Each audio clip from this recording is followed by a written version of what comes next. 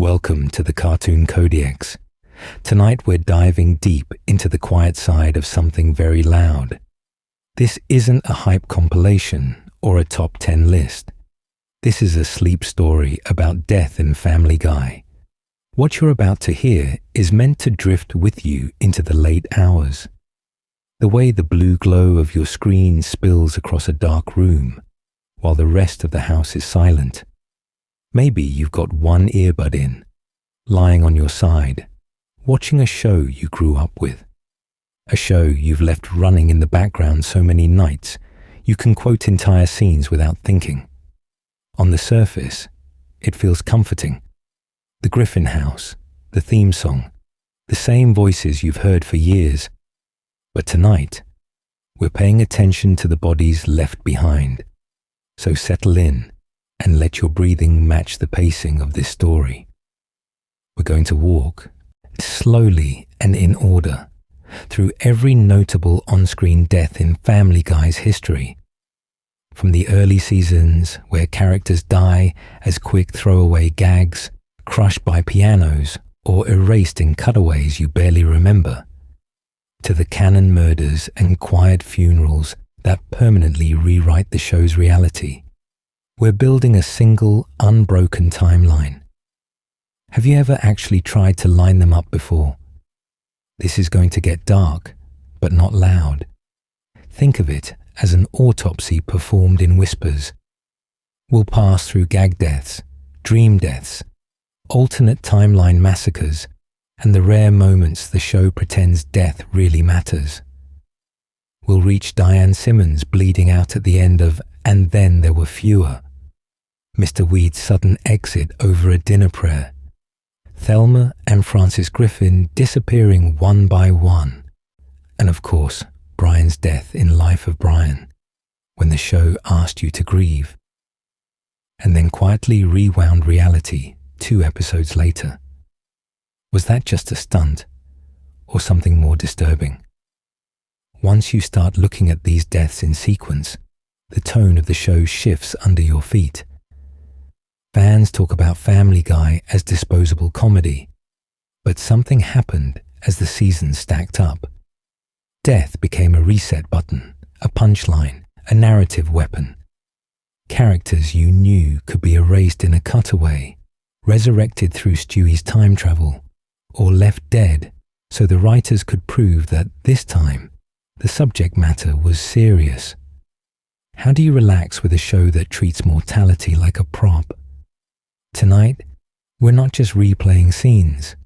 We're tracing a pattern, a family, a town, a universe where violence, abuse, and disappearance repeat until consequence stops feeling real.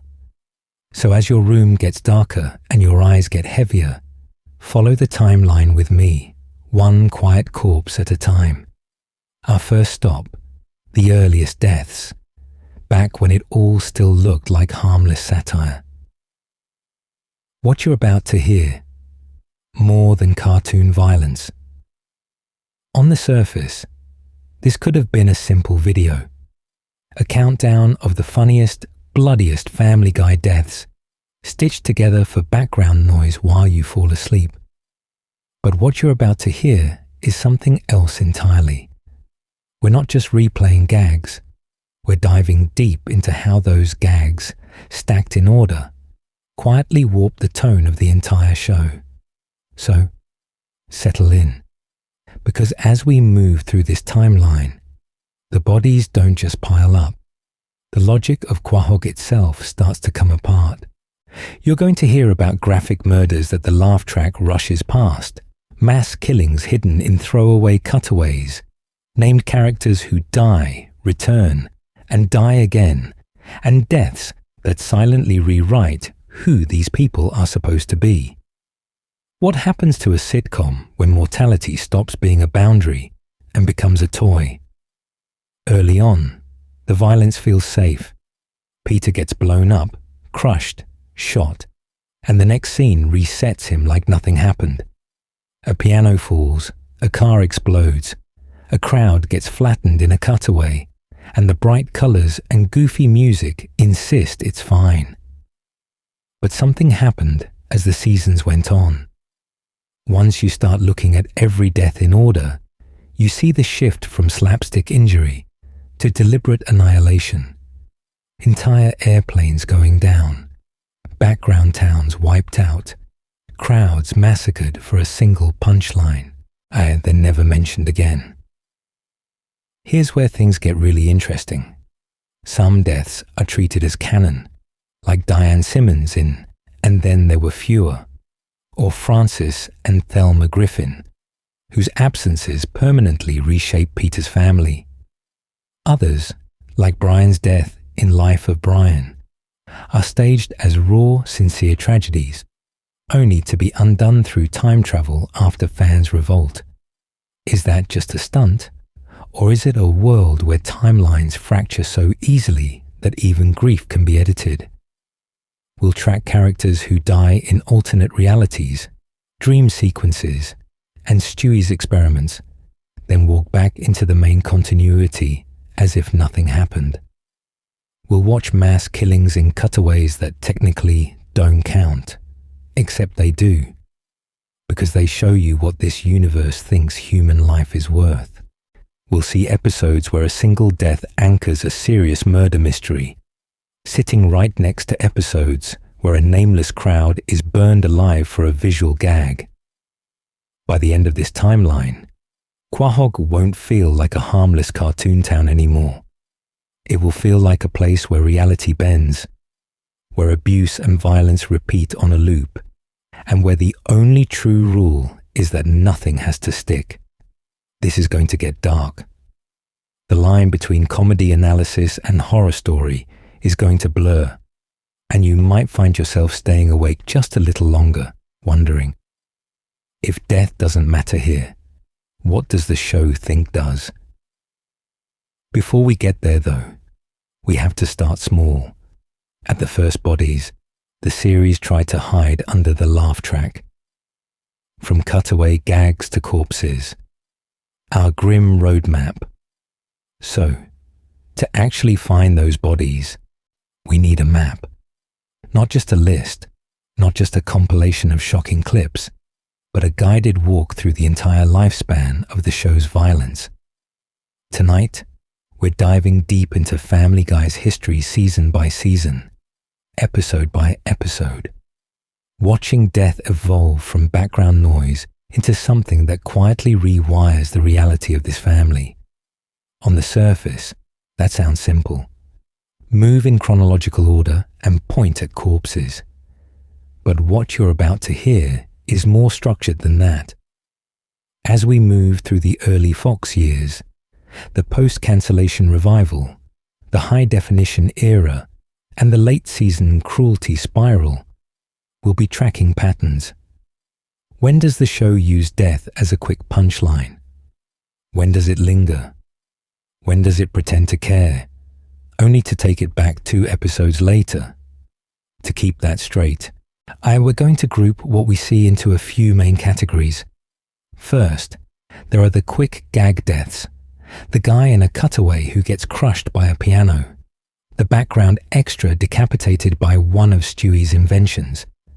The bystander who explodes so Peter can deliver a one-liner. These are fast, disposable, and designed to make you forget them as soon as you laugh. Then there are dream deaths and alternate timeline deaths, the ones that don't count, because Stewie wakes up, or a universe portal closes, or time travel rewinds everything. Do they really not count, though, if the show still made you watch them? Next, we'll flag the canon deaths that stick, the rare moments where the subject matter is treated as real loss. Diane Simmons in And Then There Were Fewer, Mr. Weed, Thelma Griffin, Francis Griffin, characters whose absence reshapes the background of Quahog. We'll also follow resurrections, from Brian's infamous death and replacement by Vinny, to smaller, quieter instances where someone dies, then strolls back into the show with no explanation at all. Finally, we have the large-scale massacres, mansion murders, mass shootings in cutaways, whole crowds wiped out for a single joke. These are the scenes where the violence stops feeling like slapstick and starts to look like a ritual. That means we're not cataloguing every anonymous extra who happens to fall off a cliff in the distance. Instead, we're tracing the deaths that change the emotional temperature of the show, or expose how little emotion there is. Which kills reveal the internal logic of this universe? Which ones show you that logic breaking? As we move forward, you'll feel the shift. Early on, the deaths look like almost harmless cartoon violence, the kind you've seen in 100 other animated sitcoms. But something happened after the revival. Once you start looking at the later seasons, the body count doesn't just rise. The tone curdles. The abuse gets meaner, the jokes get colder, and the gap between what the characters experience and what they remember widens into something disturbing. Here's where things get really interesting. Along this timeline, we'll hit specific turning points that demand darker explanations. Brian's permanent death and resurrection, the mansion massacre mystery, the escalating obsession with cruelty toward Meg and other vulnerable characters. Each of these moments doesn't just add another corpse. It pushes us closer to those conspiratorial and psychological theories about who, if anyone, is really in control of this reality. So, settle in. We're going to start at the beginning. When death was still a joke, the show assumed you wouldn't take seriously. And then, we'll watch what happens when it finally does. The birth of Family Guy, a sitcom that forgot to stay nice. To understand how death in Family Guy became this cold, echoing presence, you have to go back to when the show was still pretending to be alive. Back to 1999, when Fox quietly aired a strange new animated sitcom in the shadow of The Simpsons and told you it was just another dysfunctional family comedy. On the surface, that first season looks almost harmless. A schlubby dad, a patient mum, 3 kids, and a talking dog in a Rhode Island suburb.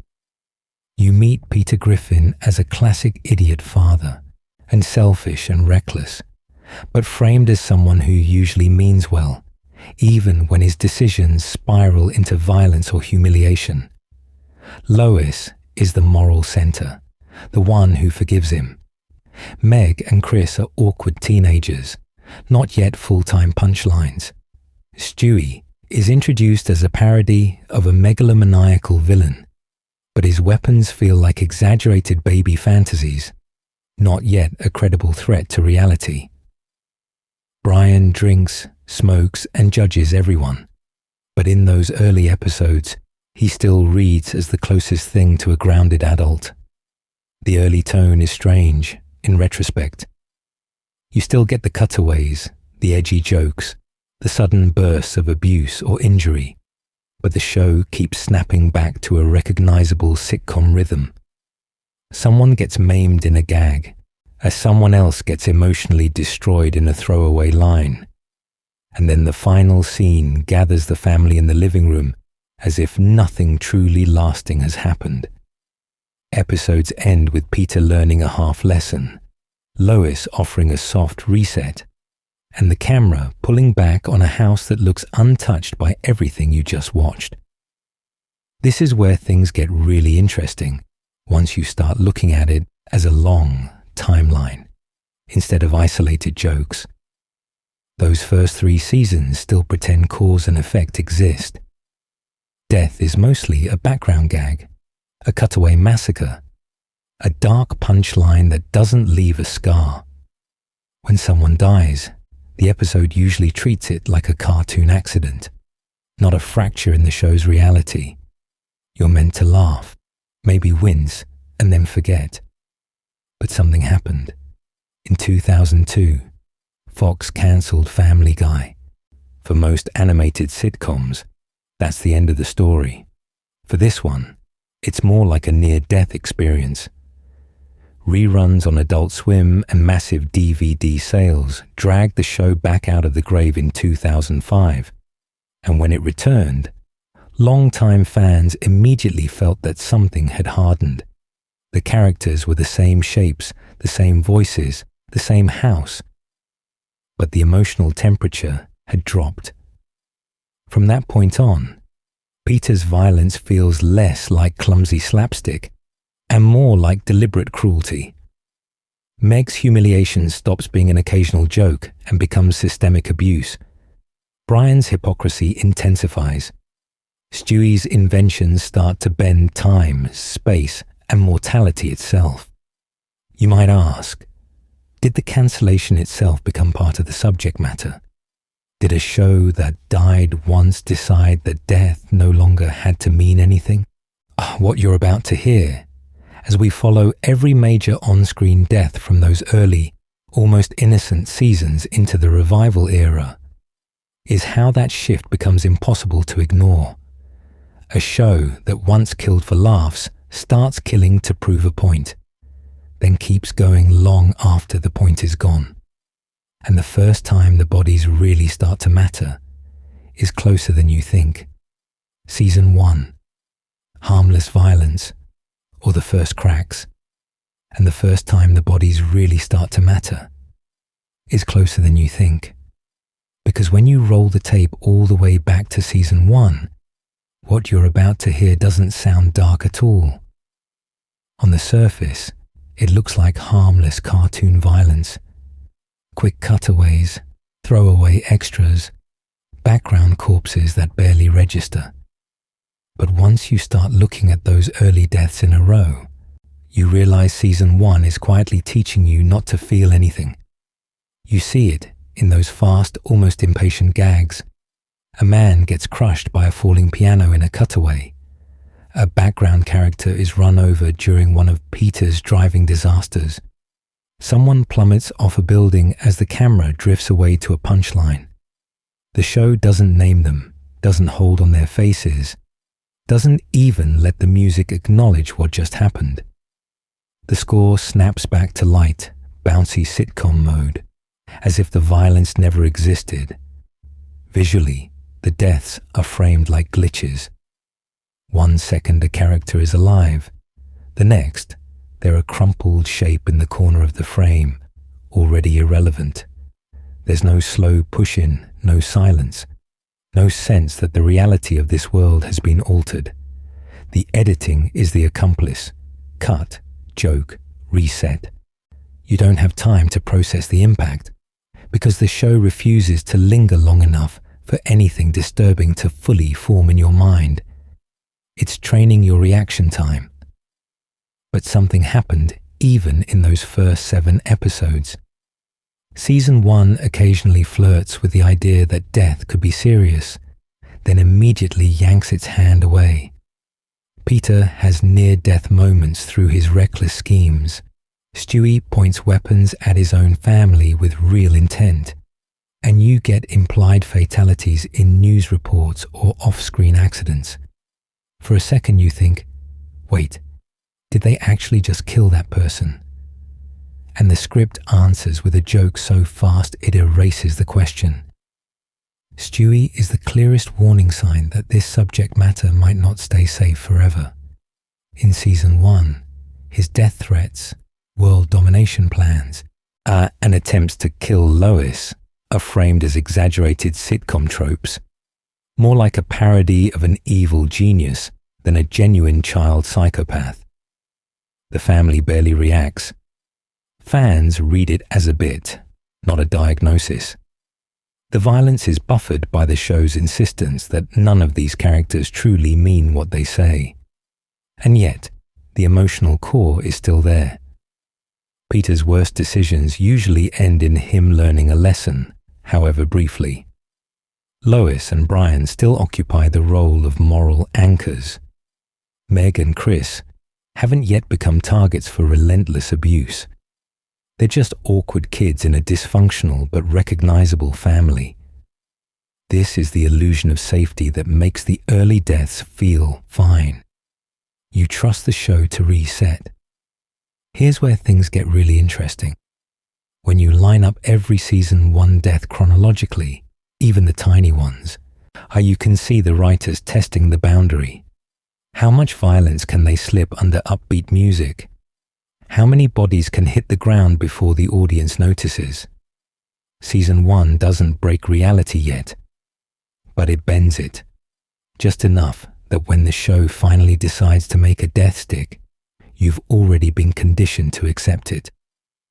So settle in, because in season 2 and beyond, that conditioning starts to pay off. Season 2 to 3, when the cutaways start killing people. Season 2 is where the bodies start piling up in the margins. What you're about to hear isn't just a list of cartoon fatalities. It's the moment the show realizes death can be a punchline, a reset button, and a visual language all at once. On the surface, nothing counts. But something happened once the cutaways took over. In season 1, people mostly die in the story. By season 2, they mostly die in the joke. You get that throwaway gag of Peter imagining he's a successful fisherman, only for a rogue harpoon to impale a bystander in the background. Or the cutaway where a simple insurance discussion jumps to a man being crushed by a falling billboard. The setup is light, almost gentle. The payoff is a body folding in half. You barely have time to process it before the show snaps back to the living room like nothing happened. We're diving deep into that pattern, because once you start looking at these deaths chronologically, you notice how many of them are framed as collateral damage. Peter makes a stupid choice. The universe punishes someone else. A piano drops on an innocent extra. A drive-by gag literally becomes a drive-by shooting. You, as a viewer, are trained to laugh at the impact, and not question the victim. Does it still feel harmless when you realize how often the nobody is the one who dies? Season 3 pushes this further, especially with recognizable faces.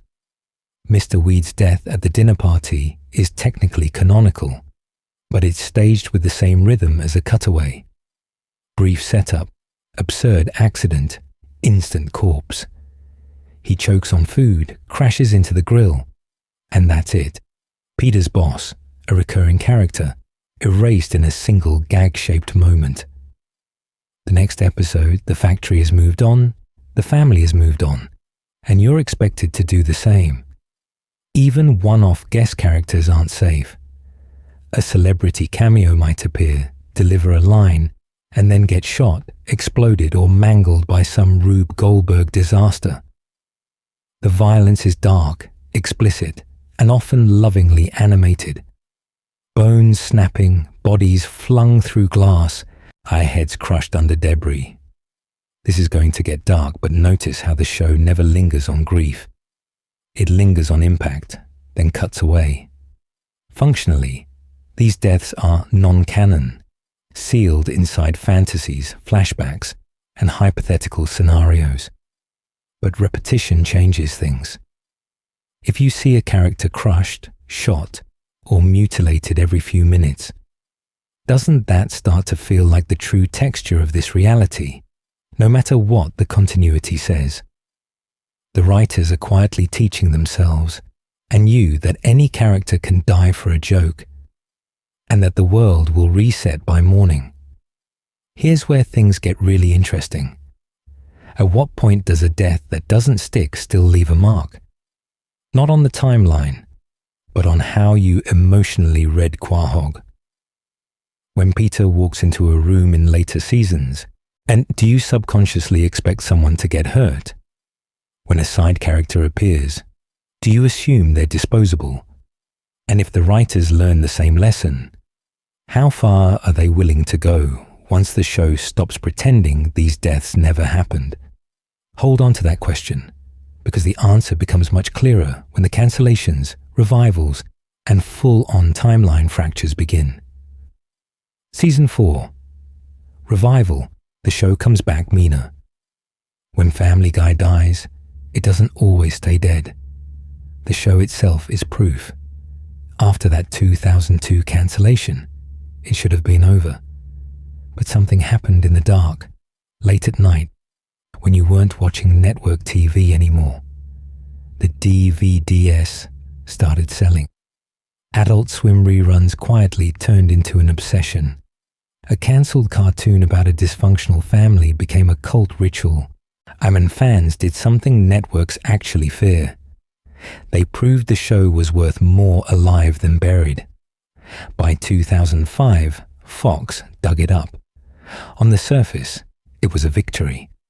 In practice, it was a resurrection with consequences. Because when season 4 arrives, the energy is different. Louder, faster, meaner. You feel it in the cutaways that don't just end with a pratfall, but with dismemberment, explosions, and lingering screams that hang a second too long. The violence isn't just background noise anymore. It's the joke, the punchline, and sometimes the only thing you're given permission to react to. The writers suddenly have proof that people will follow this show anywhere, and they start testing how far anywhere really is. We're diving deep into the deaths now, and season 4 wastes no time. In North by North Quahog, Mel Gibson's henchmen are casually gunned down and tossed from a moving vehicle. Their bodies treated as disposable props in Peter and Lois's marriage plot. In The Cleveland Loretta Quagmire, Quagmire walks in on Loretta cheating and nearly kills Cleveland in a rage.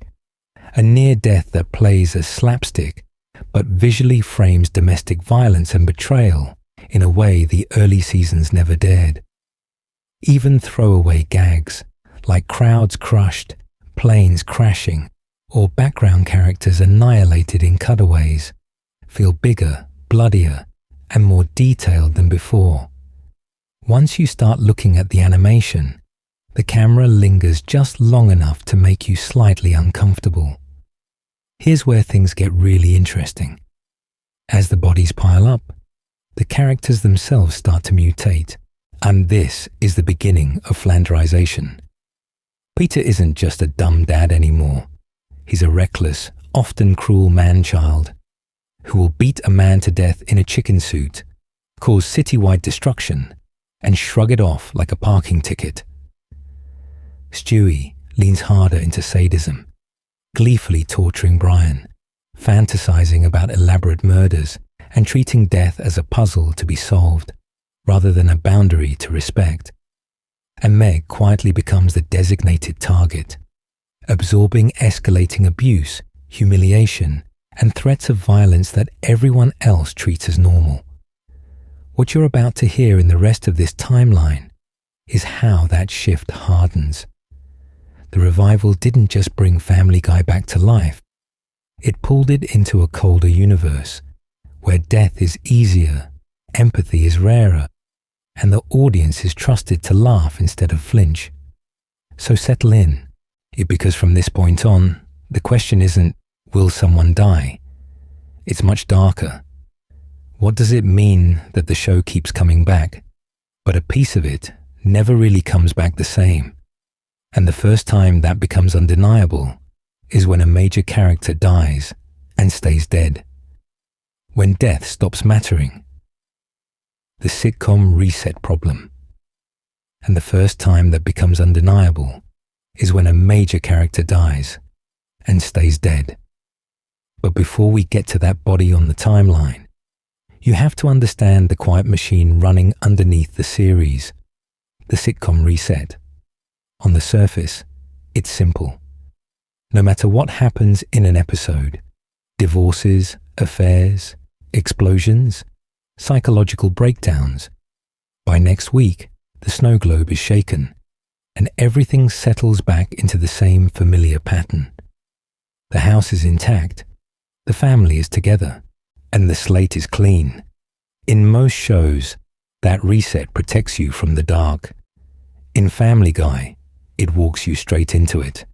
Because here, that same mechanism applies even when you watch characters die horribly, get maimed beyond recognition, or experience trauma that would destroy a real person. Peter falls off a cliff, is ground into meat, and in the next scene, he's fine.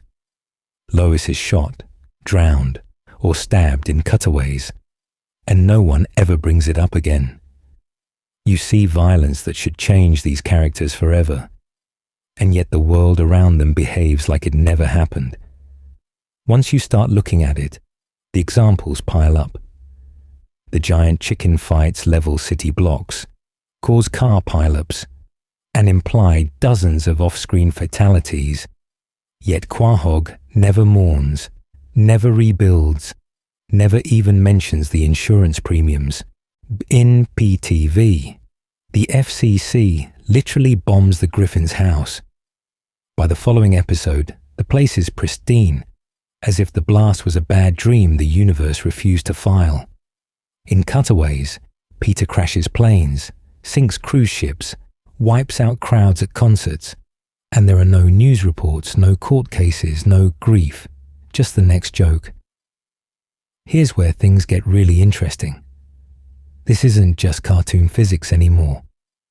Early on, you could explain it as exaggerated slapstick, the same logic that lets Wile E. Coyote walk away from a cliff fall. But something happened as the subject matter got darker. When you watch Meg endure ongoing abuse, Stewie commit graphic violence, or entire rooms of background characters die in gags, the total lack of memory starts to feel less like a convenience and more like a symptom. The show has lost its internal logic, and the characters' bodies remember pain in the moment, but the universe itself refuses to keep track. What you're about to hear sounds like a small shift, but it changes everything. Once death stops mattering, the reset isn't comforting anymore. It's disturbing. It means Peter can kill hundreds in one episode and still be lovable dad in the next.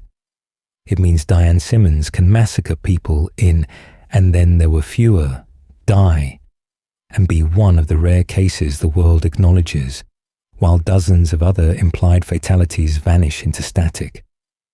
Why would one murder count and another evaporate? So, settle in, because this is going to get dark. The only way to make sense of a reality where trauma, abuse, and mass casualties leave no lasting mark is to assume it isn't a normal, consistent world at all. A fan start reaching for theories, fractured timelines, multiverse jumps, or a consciousness inside the show rewriting events whenever things go too far. And if the universe can reset anything it wants, what happens when it decides not to? Peter, Stewie, Meg, Brian. 4 paths into the darkness. When it decides not to, you start noticing who the universe keeps pushing toward the edge. So, settle in, because what you're about to hear isn't just about background mayhem. It's about 4 characters you think you know, slowly being bent into guides for a darker, more disturbed version of the show's reality. On the surface, Peter was always dangerous. He crashed cars, set things on fire, caused property damage. Early on, the violence felt clumsy and reversible, like a cartoon hangover. But something happened as the seasons piled up, and Peter's stupidity stops being harmless and starts getting people killed, directly, explicitly, and the show doesn't flinch. He leads mobs, causes stampedes, leaves bodies in the wake of stunts and schemes, then cuts to a new scene, as if nothing happened. No guilt, no trial, not even a running joke about manslaughter. The absence of remorse becomes the joke, and that's where fans begin to ask, is Peter evolving, or is the universe stripping away the idea that death matters at all? Stewie moves in the opposite direction, from joke to genuine threat. At first, the world domination baby gag is theatrical, more fantasy than horror. Once you start looking at later seasons, the murder plots stop being abstract. You get detailed torture setups, graphic executions in alternate timelines, and Stewie calmly erasing entire futures with his time devices. Episodes like the multiverse trips and time travel rescues show him watching people die, experimenting with who lives and who doesn't. His violence is still framed as comedy, but the camera lingers longer, the subject matter gets more disturbing, and the character starts to feel like a conscious agent of the universe's cruelty, rather than just a parody of it. Meg, meanwhile, becomes the ritual object. Early, Meg's unpopular jokes are mean, but recognizably sitcom. Over time, the abuse escalates into something else. Being shot, nearly drowned, humiliated on national television, locked in situations that would break a real person. Her family openly wishes she were dead. Strangers attack her on sight. And when she does crack and fight back, the episode quietly resets. The pattern feels less like teasing and more like a recurring sacrifice the show demands. Why does she survive car crashes, medical neglect, and social annihilation with no intervention, no therapy, no escape? Theories frame Meg as the universe's pressure valve, absorbing pain so everyone else can pretend things are normal. Then there's Brian, the supposed conscience. He comments on the violence, calls out Peter's excesses, and reacts to deaths with something closer to human grief. But he still participates. He drinks, drives, cheats, stands by while Meg is destroyed, and in Life of Brian, he pays the price. His death is quiet, realistic, stripped of cutaway logic, as if the universe finally chose a moment to make damage stick. When Stewie rewrites time to bring him back, that moral center fractures. Is this the same Brian, or a replacement from another branch? If the one character who understood consequences can be swapped out like a prop, what does that say about everyone else? Here's where things get really interesting. These trajectories line up too neatly to feel accidental. A father who kills without consequence, a child who manipulates time and death, a daughter offered up to endless abuse, and a dog whose death exposes the machinery of the universe. Together, they make the Griffins look less like a family and more like 4 different pathways into the same darkness. Fans start building theories not just to explain isolated deaths, but to explain why these specific characters keep orbiting around them. And once you accept that the universe is bending itself around Peter, Stewie, Meg, and Brian, the next question's unavoidable. Who, or what, is actually in control of this world of resettable corpses and selective suffering? The first canon corpses, Mr. Weed, Francis, and Thelma. Once you ask who's in control of this world, you also have to ask, who gets erased from it? Not in a cutaway, not in a dream. For the first time, the show starts leaving bodies on the main timeline, and it begins with Peter's boss. On the surface, Mr. Weed's death in And the Wiener Is looks like a standard Family Guy bit. A freak choking accident at a company dinner, a meatball lodged in his throat. The kind of dark slapstick you've seen the show play for laughs 100 times. But something happened the moment the camera stayed on Peter's face, on that flat, stunned reaction as his boss dies in front of him. The joke doesn't fully reset. The next day, the office is different. Permanently. And we're diving deep into what that really means. Weed isn't replaced with another quirky middle manager. Instead, Peter is bounced around, pushed into new jobs, new schemes, new humiliations. The loss of a stable authority figure quietly rewires the kinds of stories the writers can tell about him. He stops being the idiot under supervision and drifts towards something more disturbing. A chaotic adult man, with no real structure, no long-term career, no one at work who actually knows him. Fans notice that once you start looking at the post-Weed episodes, Peter's violence and recklessness at work escalate because there's no one left whose disappointment would matter. Then the show goes deeper. Francis Griffin's death in Peter's Two Dads is framed as a joke about mistaken identity and Irish stereotypes. But underneath that, and it's the execution of Peter's abusive, hyper-religious father. Francis dies during a birthday celebration, literally dropping dead in the middle of a failed emotional connection. The series uses that moment to finally lock in what Francis really was. Not just a grumpy dad, but a source of lifelong shame, religious guilt, and emotional neglect. After Francis is gone, Peter's relationship with faith and morality gets even more hollow. He still invokes God, still mocks religion, but you can feel the target has vanished. The man he was performing rebellion for is dead, so the rebellion becomes empty performance. Why does Peter double down on cruelty, on blasphemy, on mocking everyone else's beliefs? One theory is simple. Without Francis there, Peter is screaming at a ghost that can't answer back. And Thelma Griffin's death in Mom's the Word completes the set. The show doesn't linger on it for long. She has a stroke off screen, and her funeral is wrapped in the usual detached banter. But what you're about to hear is how quietly devastating that is for Peter's internal map of the world. Both parents gone, no real roots. A childhood defined by abuse, and now an adulthood defined by abandonment.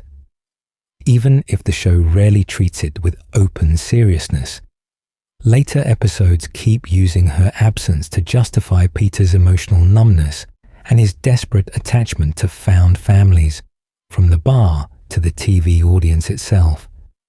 Here's where things get really interesting. These 3 deaths are handled more grounded than most Quahog carnage. They're referenced in later seasons. Their graves exist. Their absence explains new dynamics at work, at church, at home. Within the show's warped reality, they feel real, and that sets a dangerous precedent. Once Family Guy proves it can kill and keep certain characters dead, every future death becomes a loaded question. Is this another permanent fracture in the universe? Or just a disposable gag waiting to be overwritten by time travel, multiverse hopping, or something even darker waiting in the next timeline? Mass murder in a mansion. And then there were fewer. And then there's the night the show invites you into a mansion and quietly locks the door behind you. Up to this point in the timeline, death in Family Guy has been elastic, reversible, a visual gag. But something happened in the season 9 premiere. And then there were fewer, that fans still point to as the moment Quahog proved it could actually lose blood. On the surface, it looks like a parody of Agatha Christie. The Griffins and a crowd of recurring characters are summoned to James Wood's remote estate, trapped there by storm, and picked off one by one. You watch the show assemble a disturbingly familiar guest list: Diane Simmons, Muriel Goldman, James Woods himself, even bit players like Derek Wilcox and Priscilla. They're all sealed inside a locked room setup that exists for one reason: to let the writers systematically hunt their own cast. As the power cuts out, as people split up, as bodies start appearing in hallways and stairwells, the violence stops feeling like a cutaway and starts feeling like a ritual. Here's where things get really interesting. The deaths in this episode aren't punchlines, they're clues. Muriel is found stabbed. Derek is decapitated. James Woods is apparently shot. And at the center of it all is Diane Simmons, the news anchor you've seen for years, revealed as the killer and then executed by Stewie on a cliffside, her body vanishing into the darkness below. The show frames her death as the resolution to the mystery, not a throwaway joke it can undo later. No angel chorus, no instant reset, just a gunshot and silence. The tonal shift is jarring if you're used to Quahog bouncing back from anything. The mansion is filmed like a real mystery thriller. Long shadows, slow pans, paranoid accusations. Characters whisper, suspect each other, panic. You're not being nudged to laugh at cartoon physics. You're being asked to feel actual suspense. This is going to get dark, and the show doesn't flinch. When someone dies here, other characters scream, mourn, spiral. The violence lands, and crucially, the episode sticks. Later seasons keep referencing these deaths as fixed points in reality. Diane never strolls back in for a newsroom gag. Muriel doesn't reappear behind the pharmacy counter. James Woods' apparent death becomes part of his ongoing arc. The canonicity is quietly confirmed every time a later episode mentions Diane's murder, or shows Tom Tucker with a new co-anchor, or treats Mort as a widower. Once you start looking at those callbacks, you realize the Mansion Massacre carved a permanent scar into the show's continuity. What you're about to hear in the rest of this timeline only gets stranger, but this is the night that changes the rules. So, settle in. After And Then There Were Fewer, every smiling face in Quahog feels a little less safe. If the show can lure a room full of familiar characters to their deaths and never bring them back, what does that say about everyone who's left? And how far is Family Guy willing to go the next time it decides the family needs to bleed again? When the show enjoys the suffering. Cruelty is a punchline. But the show doesn't just kill people and walk away.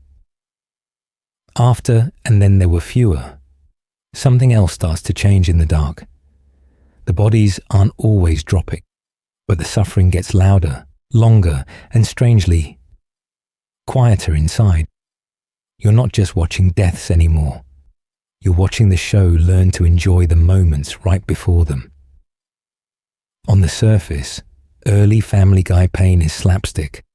Peter falls off a roof, clutches his knee, and breathes that long, wheezing shh for 30 seconds. It's exaggerated, but it's still a joke about a guy who got hurt doing something stupid. Compare that to later seasons, where the camera doesn't just linger on pain, it moves in with it.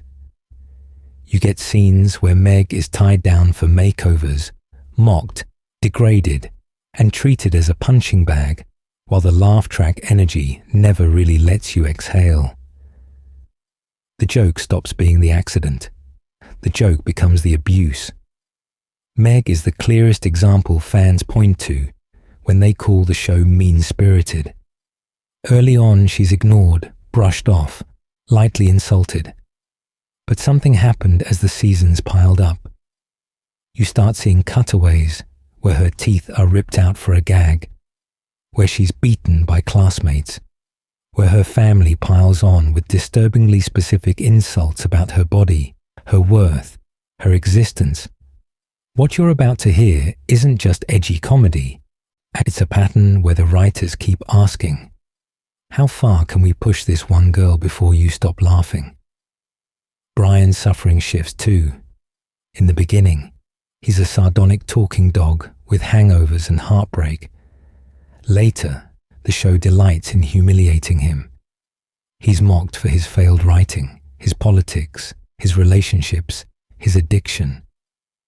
In Life of Brian, the violence is sudden and brutal. He's crushed by a car in the street, bleeding out while the family screams. It's framed as sincere tragedy. But once you start looking at the seasons around it, you notice how often Brian is dragged, mocked, and dismantled piece by piece, as if the show is rehearsing his death long before it happens. side characters get it even worse. Long, slow torture cutaways where someone is eaten alive, dismembered, or trapped in some looping misery. No reset button mid-gag, no quick smash cutaway. The camera stays. The joke keeps going. You're invited to sit in the violence until it stops being shocking and starts feeling weirdly normal. And this is where things get really interesting for the death timeline. When pain itself becomes entertainment, actual deaths lose their emotional gravity. A character dying isn't a rupture in reality anymore. It's just the final step in an escalation. You've already watched them suffer, fail, and break down for seasons. The death is the punchline, not the turning point. Is it any wonder fans started calling the show sadistic, asking if the writers actually hate their own characters? We're diving deep into theories because this cruelty doesn't feel accidental. It repeats. It intensifies. It clusters around certain people. So settle in. See if Quahog is a place where suffering is staged for someone's amusement. Then the next step in our timeline is obvious. We have to ask who, or what, is watching all of this, and why the universe keeps resetting just in time for the next slow-motion disaster. Reality breaks, time travel, alternate timelines, and undoing death. And once you start wondering who's watching, you run into the one character who literally rewinds the tape. Stewie doesn't just comment on the rules of this universe, he edits them. His time machine turns Quahog from a cruel sitcom town into something closer to a lab maze where death is just another variable to adjust. On the surface, the time machine is a sci-fi toy that lets the show do big adventures. But something happened once it became reliable. Suddenly, the writers could annihilate entire timelines and kill main characters in graphic detail, and then quietly walk it all back with a single glowing button.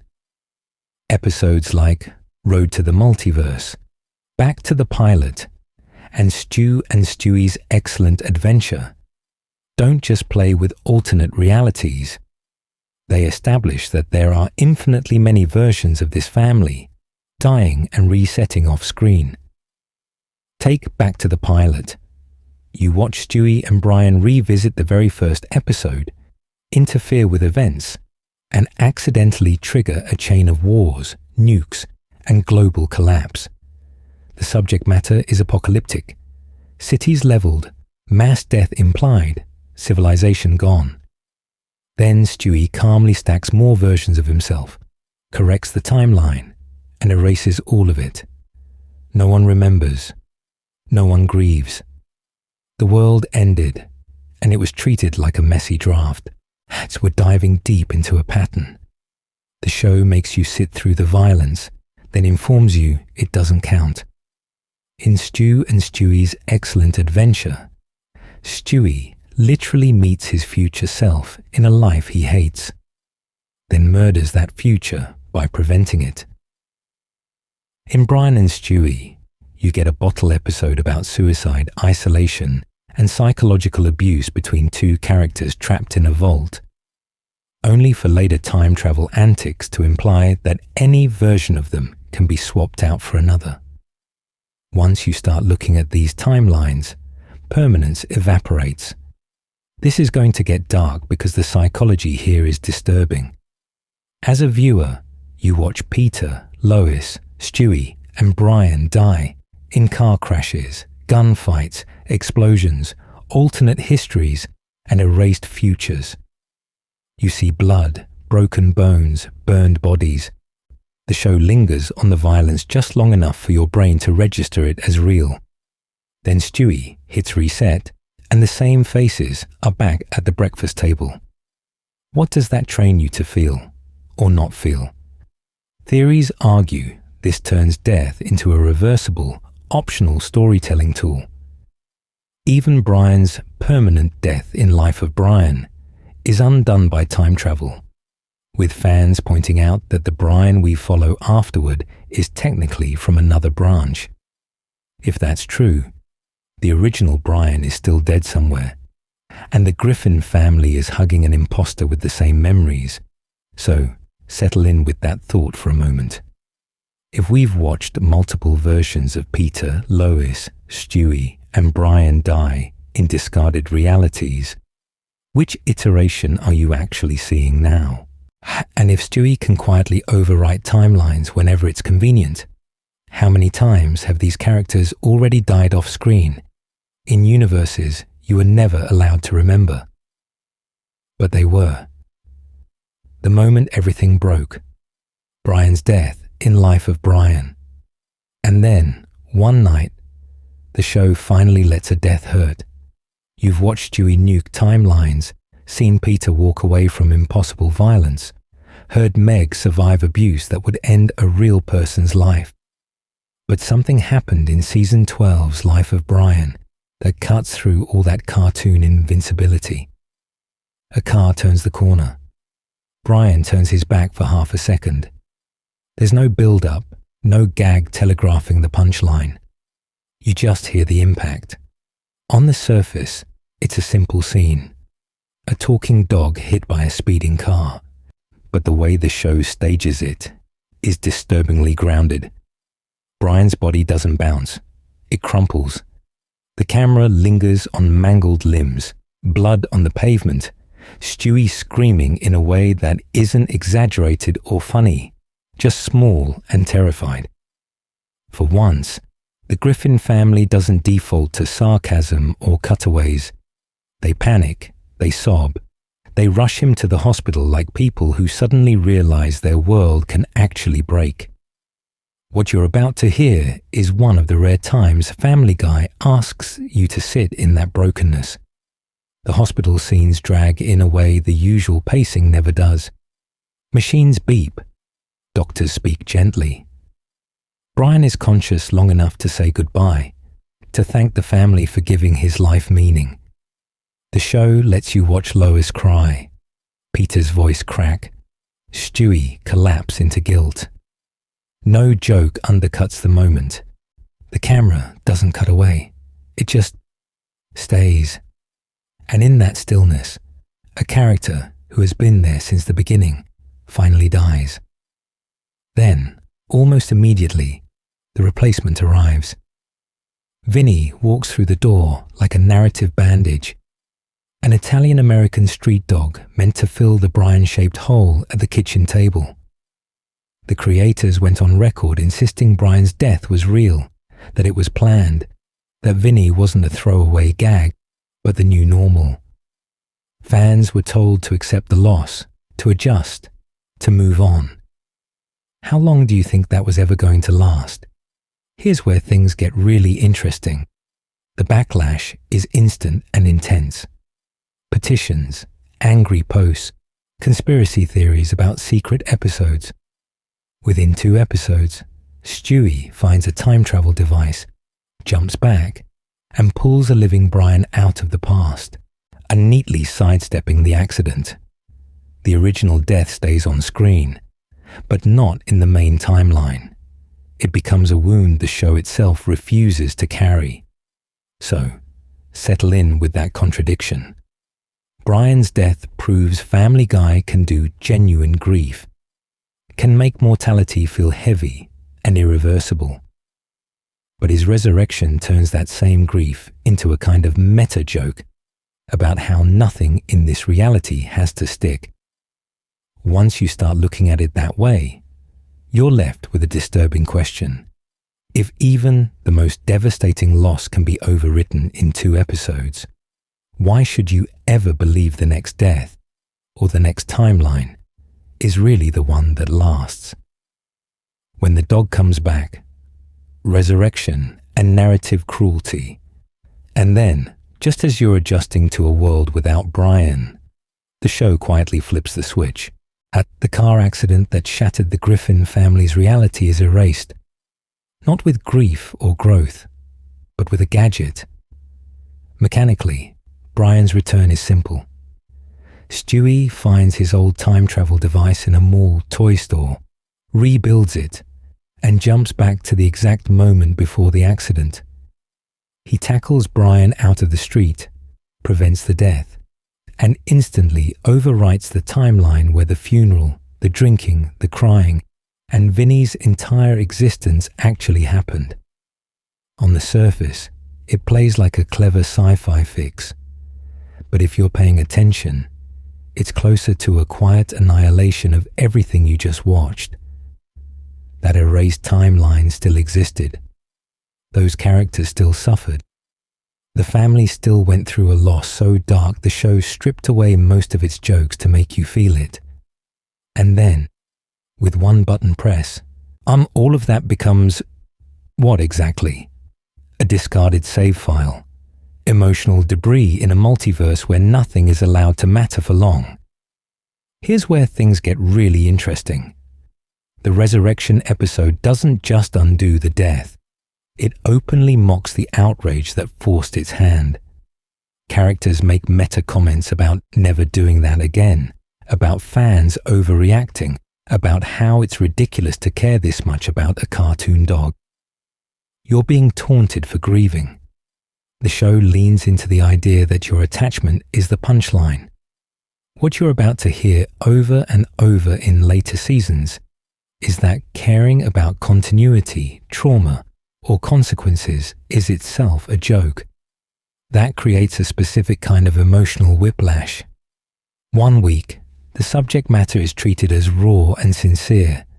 Stewie sobbing over Brian's grave, the family visibly broken, the tone quiet and heavy. 2 episodes later, the violence is rewound, the body disappears, and everyone acts as if the darkest thing that ever happened to them is just gone. Have you ever been asked to mourn, then told the funeral was a prank? Once you start looking at it that way, Brian's resurrection poisons other deaths retroactively. If Stewie can pinpoint this accident and fix it, why not go back for Thelma Griffin? Why not stop Francis from dying, or prevent Diane Simmons' murder in And Then There Were Fewer? Are those lives less important, or is the universe itself choosing which losses are reversible and which are permanent scars? That selectivity feels disturbing. It suggests a reality where time travel is not a neutral tool, but a form of narrative abuse. Someone, or something, was deciding that Brian's death is negotiable, while other victims stay buried. Fans have built theories around this, arguing that the ability to resurrect Brian while leaving everyone else dead is one of the strongest clues that Quahog's reality is being manipulated on a higher level. And if that's true, the question stops being, why did Brian come back, and becomes, who's deciding who doesn't? In the next part, we're diving deep into that possibility. Lost its internal logic. Why normal sitcom rules don't work anymore. And once you start looking at who stays dead and who doesn't, you realize something unsettling. You can't rely on the rules anymore. The show has lost its internal logic in a way that goes beyond simple cartoon physics. Up to this point in the timeline, you've seen almost every type of death the series can offer. And there are canon deaths that stick, like Diane Simmons or Francis Griffin, where the body hits the ground and never gets back up. There are canon deaths that are undone, like Brian's, where time itself rewinds, and the grief you watch the family experience is quietly erased. And then there are the countless non-canon deaths, cutaway massacres, dream sequences, alternate timelines, all parading corpses across the screen that technically don't count, but still leave a visual imprint in your memory. On the surface, that looks like standard animated sitcom flexibility. Characters die, come back, it's all a joke. But something happened as Family Guy kept escalating. The combination of time travel, alternate timelines, mass murder episodes, and selective resurrection created a version of Quahog where the rules are inconsistent and arbitrary, Stewie can destroy entire universes in Road to the Multiverse. Peter can wipe out crowds in a throwaway gag. And yet, the show demands you take Brian's funeral seriously, right up until it doesn't. How are you supposed to tell which deaths matter? In a normal sitcom town with cartoon physics, there's still a baseline contract. While Lee Coyote falls off a cliff, you know he'll be fine. The Simpsons blow up Springfield, you know it resets next week. With Family Guy, that contract fractures. Some deaths permanently rewrite the family's history. Others are erased by a device Stewie pulled out of nowhere. And others exist in a grey zone where they never happened, but you watched every frame. At a certain point, Quahog stops operating like a coherent fictional reality and starts feeling like a place where consequences are assigned by mood. Here's where things get really interesting and dark. As the rules break down, suffering itself becomes entertainment inside the show. Meg's abuse is played for laughs long after it stops resembling anything human. Background characters are mowed down in bar shootings, plane crashes, and cutaway genocides that barely register as events. Even in episodes like And Then There Were Fewer, where characters beg for their lives, the violence is still framed as a clever genre exercise. How many times can you watch someone die horribly while the tone winks at you before your own sense of reality blurs a little? What you're about to hear in the next sections depends on accepting that traditional sitcom logic can't explain this anymore. If you keep treating Family Guy as just a show making edgy jokes, the pattern never resolves. It's all noise, on all inconsistency. But if you treat it like a disturbed mind's narrative, one that uses death, abuse, and shifting continuity the way a dream uses symbols, suddenly the chaos starts to look deliberate. So settle in, because the question stops being, why is the writing so messy, and becomes something much more disturbing. Whose broken reality are you actually watching? Introducing the dark frameworks. How fans explain the bodies. Once you start looking at Family Guy as someone's damaged perspective instead of a neutral camera, you run into a problem. Whose perspective, and how far does it go?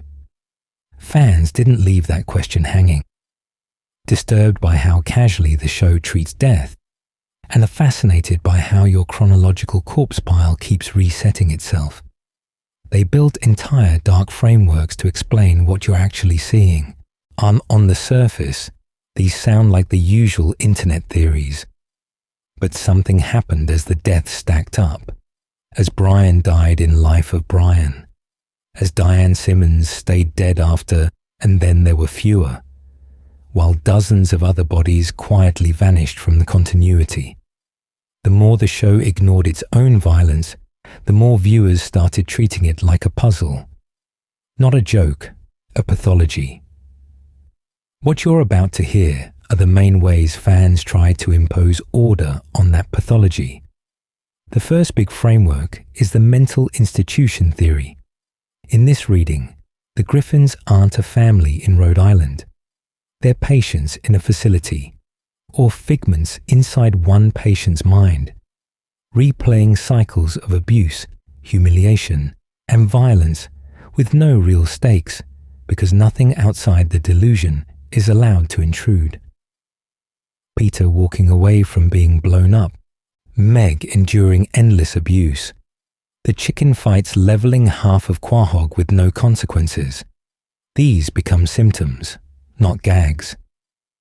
Deaths that stick, like Francis or Thelma Griffin, are the rare moments when actual reality leaks into the fantasy and can't be undone.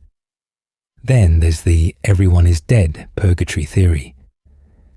Here, Quahog itself is a holding pen for the already deceased, which is why people die, reappear, or get rewritten depending on what they've worked through. Diane's permanent death marks a soul exiting the system. Brian's death and resurrection? That's a failed exit, patched over by Stewie's time travel as a metaphysical reset, rather than just a sci-fi joke. Here's where things get really interesting. Some fans say you never leave Stewie's point of view. The Stewie's POV theory reframes his inventions, the time travel, the talking dog, and the constant tonal whiplash as the inner world of a hyper-intelligent, deeply traumatized child. Every death on our timeline becomes a dramatized fear, a symbolic execution of whoever threatens him, from Lois to Brian to the entire town in Cutaway massacres. If Stewie can rewrite time, how many of those deaths are just him editing the story until it feels safe enough to sleep? Overlaying all of this is the simulation theory. Quahog as a constructed environment, whether a literal computer program, a TV show inside the show, or a torture loop designed to study how far these characters can be pushed. Gag deaths, dream deaths, canon deaths, resurrections. Those are different test conditions. The lack of lasting consequences stops being lazy writing and starts looking like an experiment. And then there are smaller, more psychological readings. Peter as a malignant narcissist, inventing a world where he's untouchable. Meg as a dissociating narrator who turns her own abuse into cartoon logic. Brian as a failed moral center watching reality erode. Individually, they sound extreme. But once you start looking at our chronological death timeline, something unsettling happens. We're diving deep into that next. Each theory will be tested against specific deaths you've already seen. Brian's, Diane's, Mr. Weed's, the faceless crowds wiped out in Cutaways. Some of these frameworks actually explain a lot, and this is going to get dark enough that a few jokes may not feel like jokes anymore. Why does no one remember? Questions the corpses are asking, so settle in. Because before we can test any theories, we have to sit with a much stranger question. Why does no one in this world seem to remember what happened to them? You've just walked through a chronological graveyard of this show's history. Mass shootings in Cutaways, explosions that wipe out crowds, whole highways of mangled cars and burning bodies. And yet, episode to episode, season to season, Quahog behaves as if it's never experienced a single large-scale tragedy. Where are the memorials, the anniversaries, the lingering fear?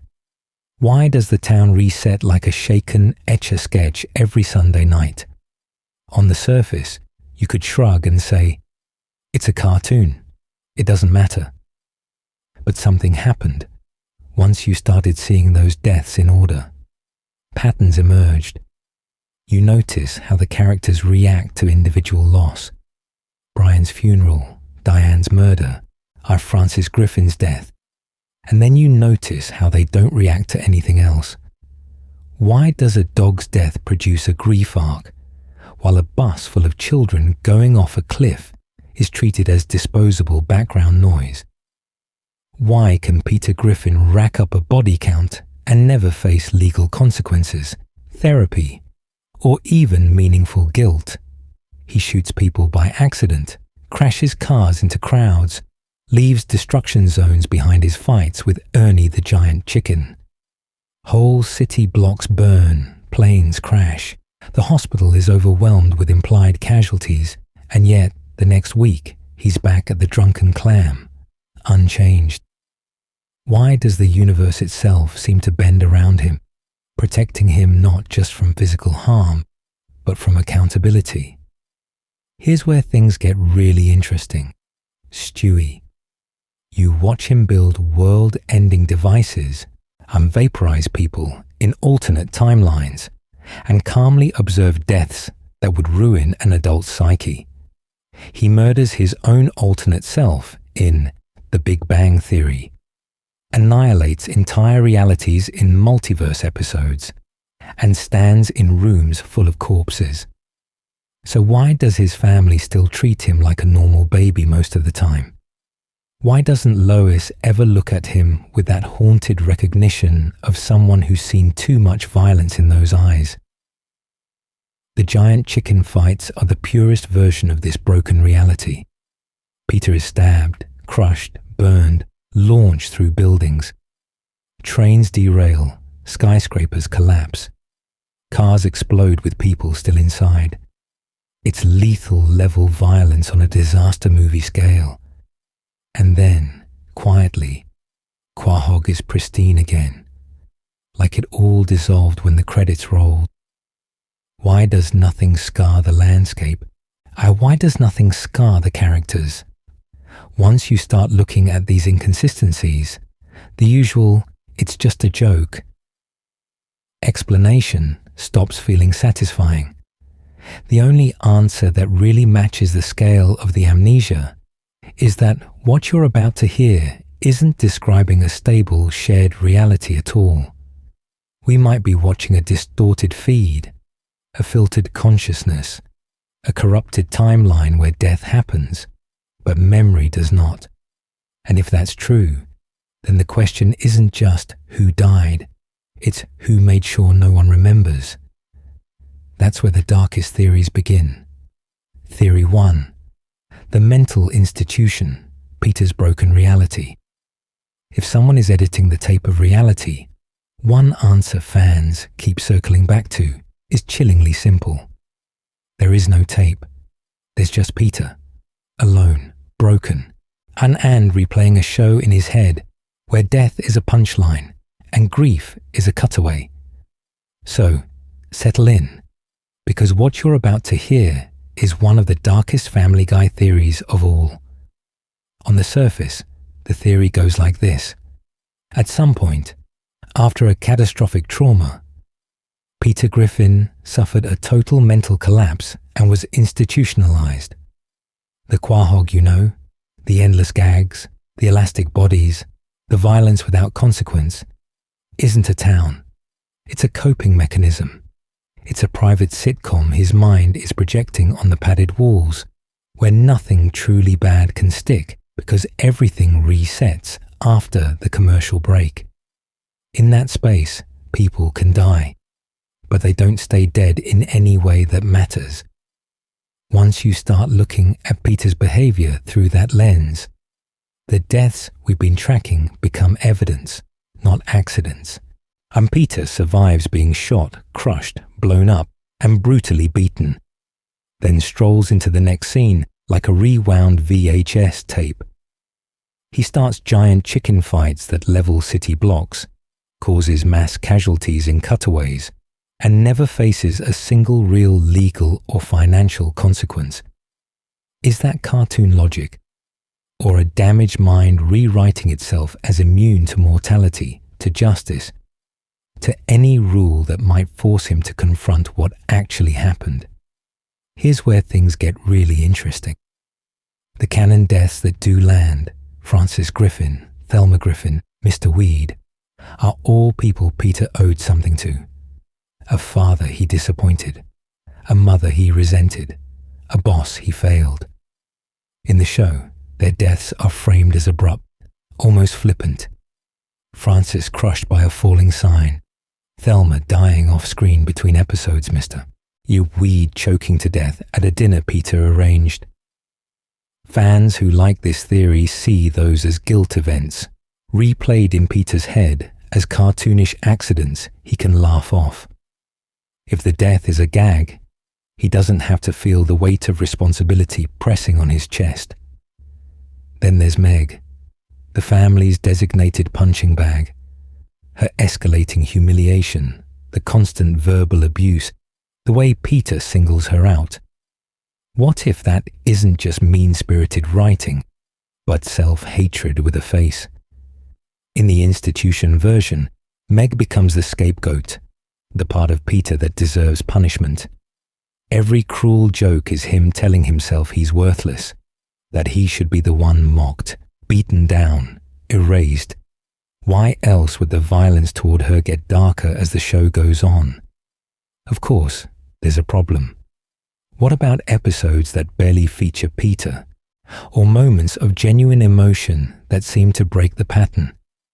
The quiet sadness around Brian's death, the murder mystery weight of Diane Simmons, the rare times Meg is treated with fleeting compassion.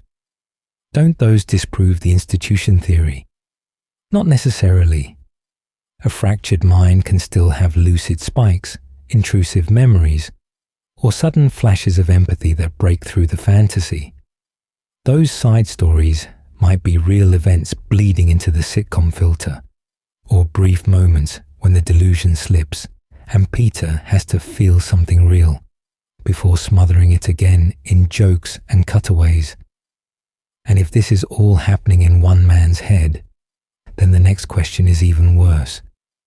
What kind of trauma was big enough to make an entire town, an entire death-filled timeline, feel safer than the truth? Our case files for the asylum. Deaths that feel like delusions. So settle in, because if this really is all inside Peter's head, then what you're about to hear turns the Quahog body count into something closer to a psychiatric case file than a sitcom timeline. On the surface, and then there were fewer, looks like a playful Agatha Christie homage. Big mansion, stormy night, side characters dropping one by one. But once you start looking at it through the mental institution theory, it starts to feel like a dramatized purge. Peter is trapped, terrified of being left, surrounded by people he barely understands. The solution his mind offers: kill off the ones he no longer needs. Diane Simmons, James Woods, a pile of recurring faces. They're not just victims in a mystery. They're supporting cast members in a fantasy world being written out so the delusion can tighten around the core family. Here's where things get really interesting. Diane's breakdown about being replaced, forgotten, and discarded by the network mirrors a deeper fear that Peter himself is replaceable, that the world can move on without him. So his mind turns that anxiety into violence. Rather than face abandonment, he imagines a scenario where he survives while everyone else is eliminated. It's control through massacre, dressed up as a clever special. Brian's death in Life of Brian feels even more like a psychiatric experiment gone wrong. Brian is the one character who consistently talks to Peter like a real person, calls him out, shares private moments on the curb or at the bar. When the show runs him over with a car, our fans saw an arbitrary rating stunt. Inside the asylum reading, it's Peter testing a horrifying question. What if my only real confidant disappeared? The aftermath is telling. The grief is unusually sincere.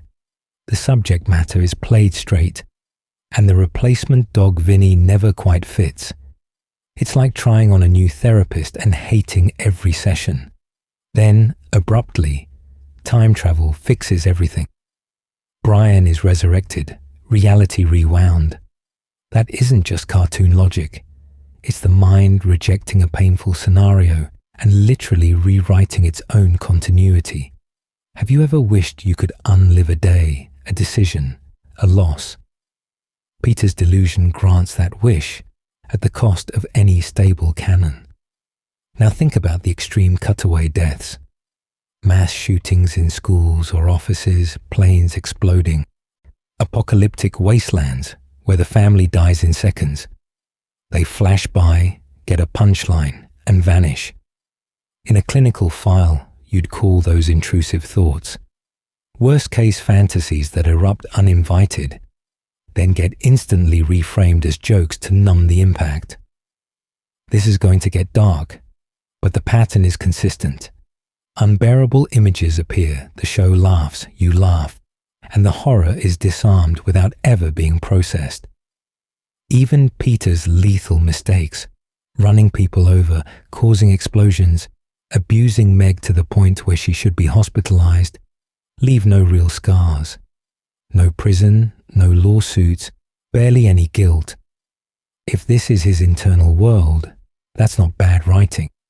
That's a defense mechanism. Victims become faceless cartoon props because accepting them as real would mean accepting responsibility. So each corpse in Quahog, from a nameless cutaway extra to Brian on the pavement, stops being just a gag death and starts looking like a fragment of unresolved trauma, pushed off screen into a padded corner of Peter's mind. And if that's true, then the next question is brutal. What actually happened outside the fantasy that required this much blood inside it? Theory 2. Stewie's POV, a baby who sees everyone die. But what if that padded corner isn't inside Peter at all? What if the reason death feels so exaggerated, so theatrical, is because you're watching the show through the one character who is literally a baby with a gun in his crib? So settle in, because this is going to get dark in a different way. On the surface, Stewie is a punchline, the homicidal toddler with a British accent, plotting matricide between Teletubbies reruns. But something happened as the seasons stacked up. His obsession with weapons, torture devices, and elaborate murder fantasies stopped being throwaway gags and started to look like a world view. You're not just seeing a violent character, you're seeing a mind that has decided the only way to understand reality is through violence. Think about how often Stewie rehearses death. He builds disintegration rays. He fantasizes about Lois exploding. He stages executions in his bedroom. Episodes like Stewie kills Lois and Lois kills Stewie literally turn the family into action movie targets, then snap back to reveal it as simulation, dream, or non-canon scenario. To an adult, that's a fake out. To a disturbed baby, that's just another mental run-through, another way of asking, if someone makes me feel powerless, do they have to die? Here's where things get really interesting. Once you start looking at the show as filtered through Stewie's perception, all those cutaway deaths and over-the-top fatalities start to feel less like objective events and more like his internal edit of relatively mundane moments. Maybe Peter getting mildly hurt in the yard becomes, in Stewie's head, a full decapitation. Maybe a minor argument at the dinner table turns into a cutaway where an entire crowd is massacred. You're watching a child try to explain adult conflict using the only language he truly understands, cartoonishly amplified violence. Fans point to the Road to episodes as the clearest evidence that Stewie's mind is the anchor point of the narrative. In Road to the Multiverse, it's Stewie and Brian alone who witness an endless series of alternate realities where the family dies, mutates, or never existed. In Back to the Pilot and Life of Brian, they're the only ones aware that timelines have been ripped apart and stitched back together. Everyone else just continues. No one remembers Brian's death. No one senses the wrongness of a universe where a major character was erased and replaced by a nearly identical copy. What you're about to hear isn't just a quirky character study. It's a theory that the show's entire death-obsessed aesthetic might be the product of one very specific, very frightened consciousness trying to gain control. A baby who sees every slight as abuse, every argument as annihilation, every mistake as something you should die for. Of course, and this doesn't explain everything, Stewie isn't on screen for every corpse. Some deaths clearly belong to other perspectives, other broken narrators. But if Peter's fantasy explains the denial, Stewie's perspective explains the spectacle. And if two different minds can bend reality this far, you have to ask, how many storytellers are secretly rewriting Quahog at the same time? Stewie's kill count, alternate futures and imagined murders. And when you start asking how many storytellers are at work, Stewie steps out of the background and into something much darker. Because if Peter explains the denial, Stewie explains the precision, the planning, the way death in this show can feel like a science experiment being run by a child who understands violence better than he understands love. On the surface, Stewie's murder streak looks safely contained inside specials and hypotheticals. Stewie kills Lois. Lois kills Stewie. 2 episodes that literally advertise what you're about to hear. A baby finally following through on his threats. We watch Stewie shoot Lois on a cruise, frame her, then stage a full-on assassination attempt on the entire government. It's graphic, it's detailed, it feels canon, until the show yanks you back and reveals it was a simulation, a discarded possibility in Stewie's mind. But something happened in those episodes that fans don't let go of. The deaths are too specific. The blood, the screams, the trial, the bullet holes in Peter's chest when Lois fights back in the second part. None of it is treated like a quick gag. It plays like memory. Theories argue that Stewie's what-if programs are really fragmented timelines he's already lived through. Timelines only he remembers, now replayed as fantasy. How else do you explain how calm he is about killing, even when the show hits the reset button? Here's where things get really interesting. When Stewie and Brian travel through time, The Big Bang Theory, Back to the Pilot, Road to the Multiverse, they watch entire versions of the Griffin family die, dissolve, or simply never exist. They see Quahog as a post-apocalyptic wasteland, as a religious dictatorship, as a world where their own history is rewritten so thoroughly that Brian's death and resurrection become just one branch on a tree of discarded realities. Then they step back into normal and act like it was a field trip. Once you start looking at these episodes together, a pattern emerges. The most graphic deaths tied to Stewie are either dreams, simulations, or alternate timelines. Lois shot on the deck, Brian run over and then replaced. Universes where everyone is wiped out by nuclear fire or cosmic glitches. The show carefully lets you see the bodies, then quietly tells you none of it counted. Except Stewie was there. He remembers. And if this video is right, that we're diving deep into his perspective, you're effectively watching a child accumulate a private graveyard only he can see. That's where his emotional whiplash becomes disturbing. One moment, Stewie is holding Brian's hand, crying over his broken body. Another, he's fantasizing about killing him, or casually watching him die in a timeline he chooses not to save. His affection and homicidal rage aren't contradictions. They're the lens. They explain why the show's deaths swing between sincere grief and cartoon indifference from scene to scene. You're seeing people he loves as both irreplaceable and disposable, depending on which version of reality he's focused on. So settle in with that idea for a moment. If the camera is secretly following Stewie's eyes, then Family Guy's obsession with death isn't just Quahog being edgy. It's one child trying to process abuse, chaos, and infinite timelines by turning everyone around him into test subjects. The disturbing question isn't how many times the Griffins have died on screen.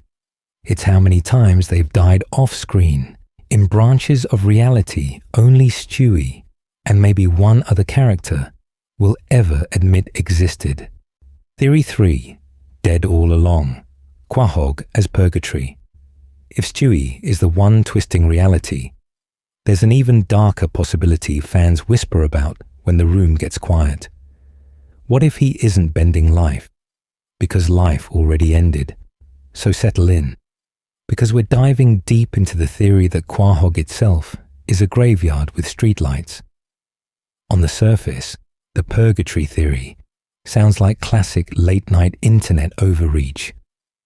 The Griffins, or maybe the entire town, died off screen in an event the show never directly acknowledges, and everything you watch now is their souls stuck in a looping, consequence-free afterlife.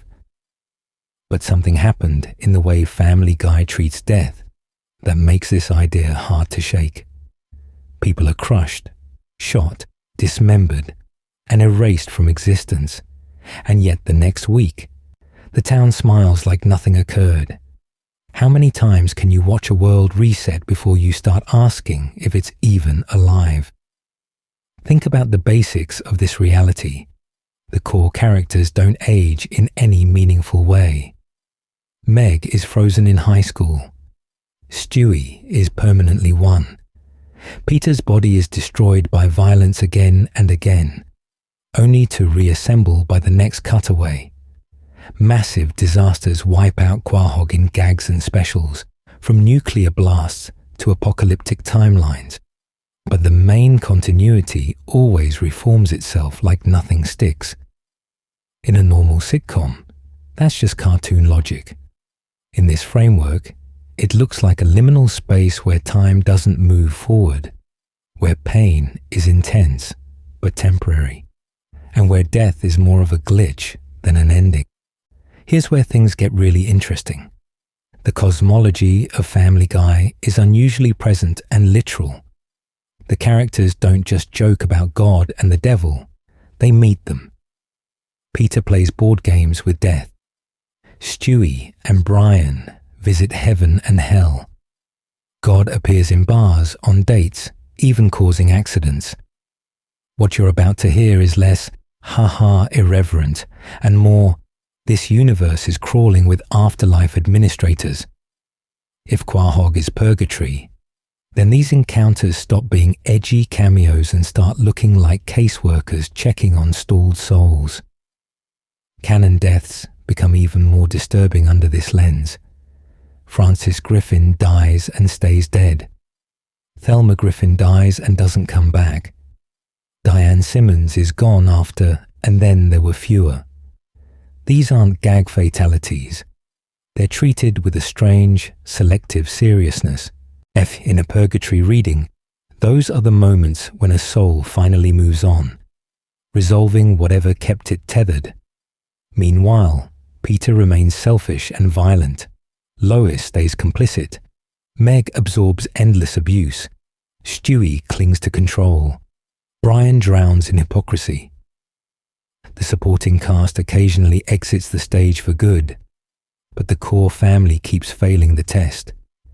This theory is more metaphysical than psychological, yes, but once you start looking at the endless resets, the casual violence, the omnipresent divinity, it fits a little too well. Quahog dies and dies and dies, yet it always comes back, like a save file reloaded by something that won't let go. The real question becomes, if this is purgatory, what exactly are they being punished for? And who, if anyone, is allowed to leave next? Heaven, hell, Ash and the Griffin souls, spiritual clues in death episodes. And if there's punishment, there has to be somewhere for the punished to go. Or, in Family Guy's case, to briefly visit and then casually walk back from.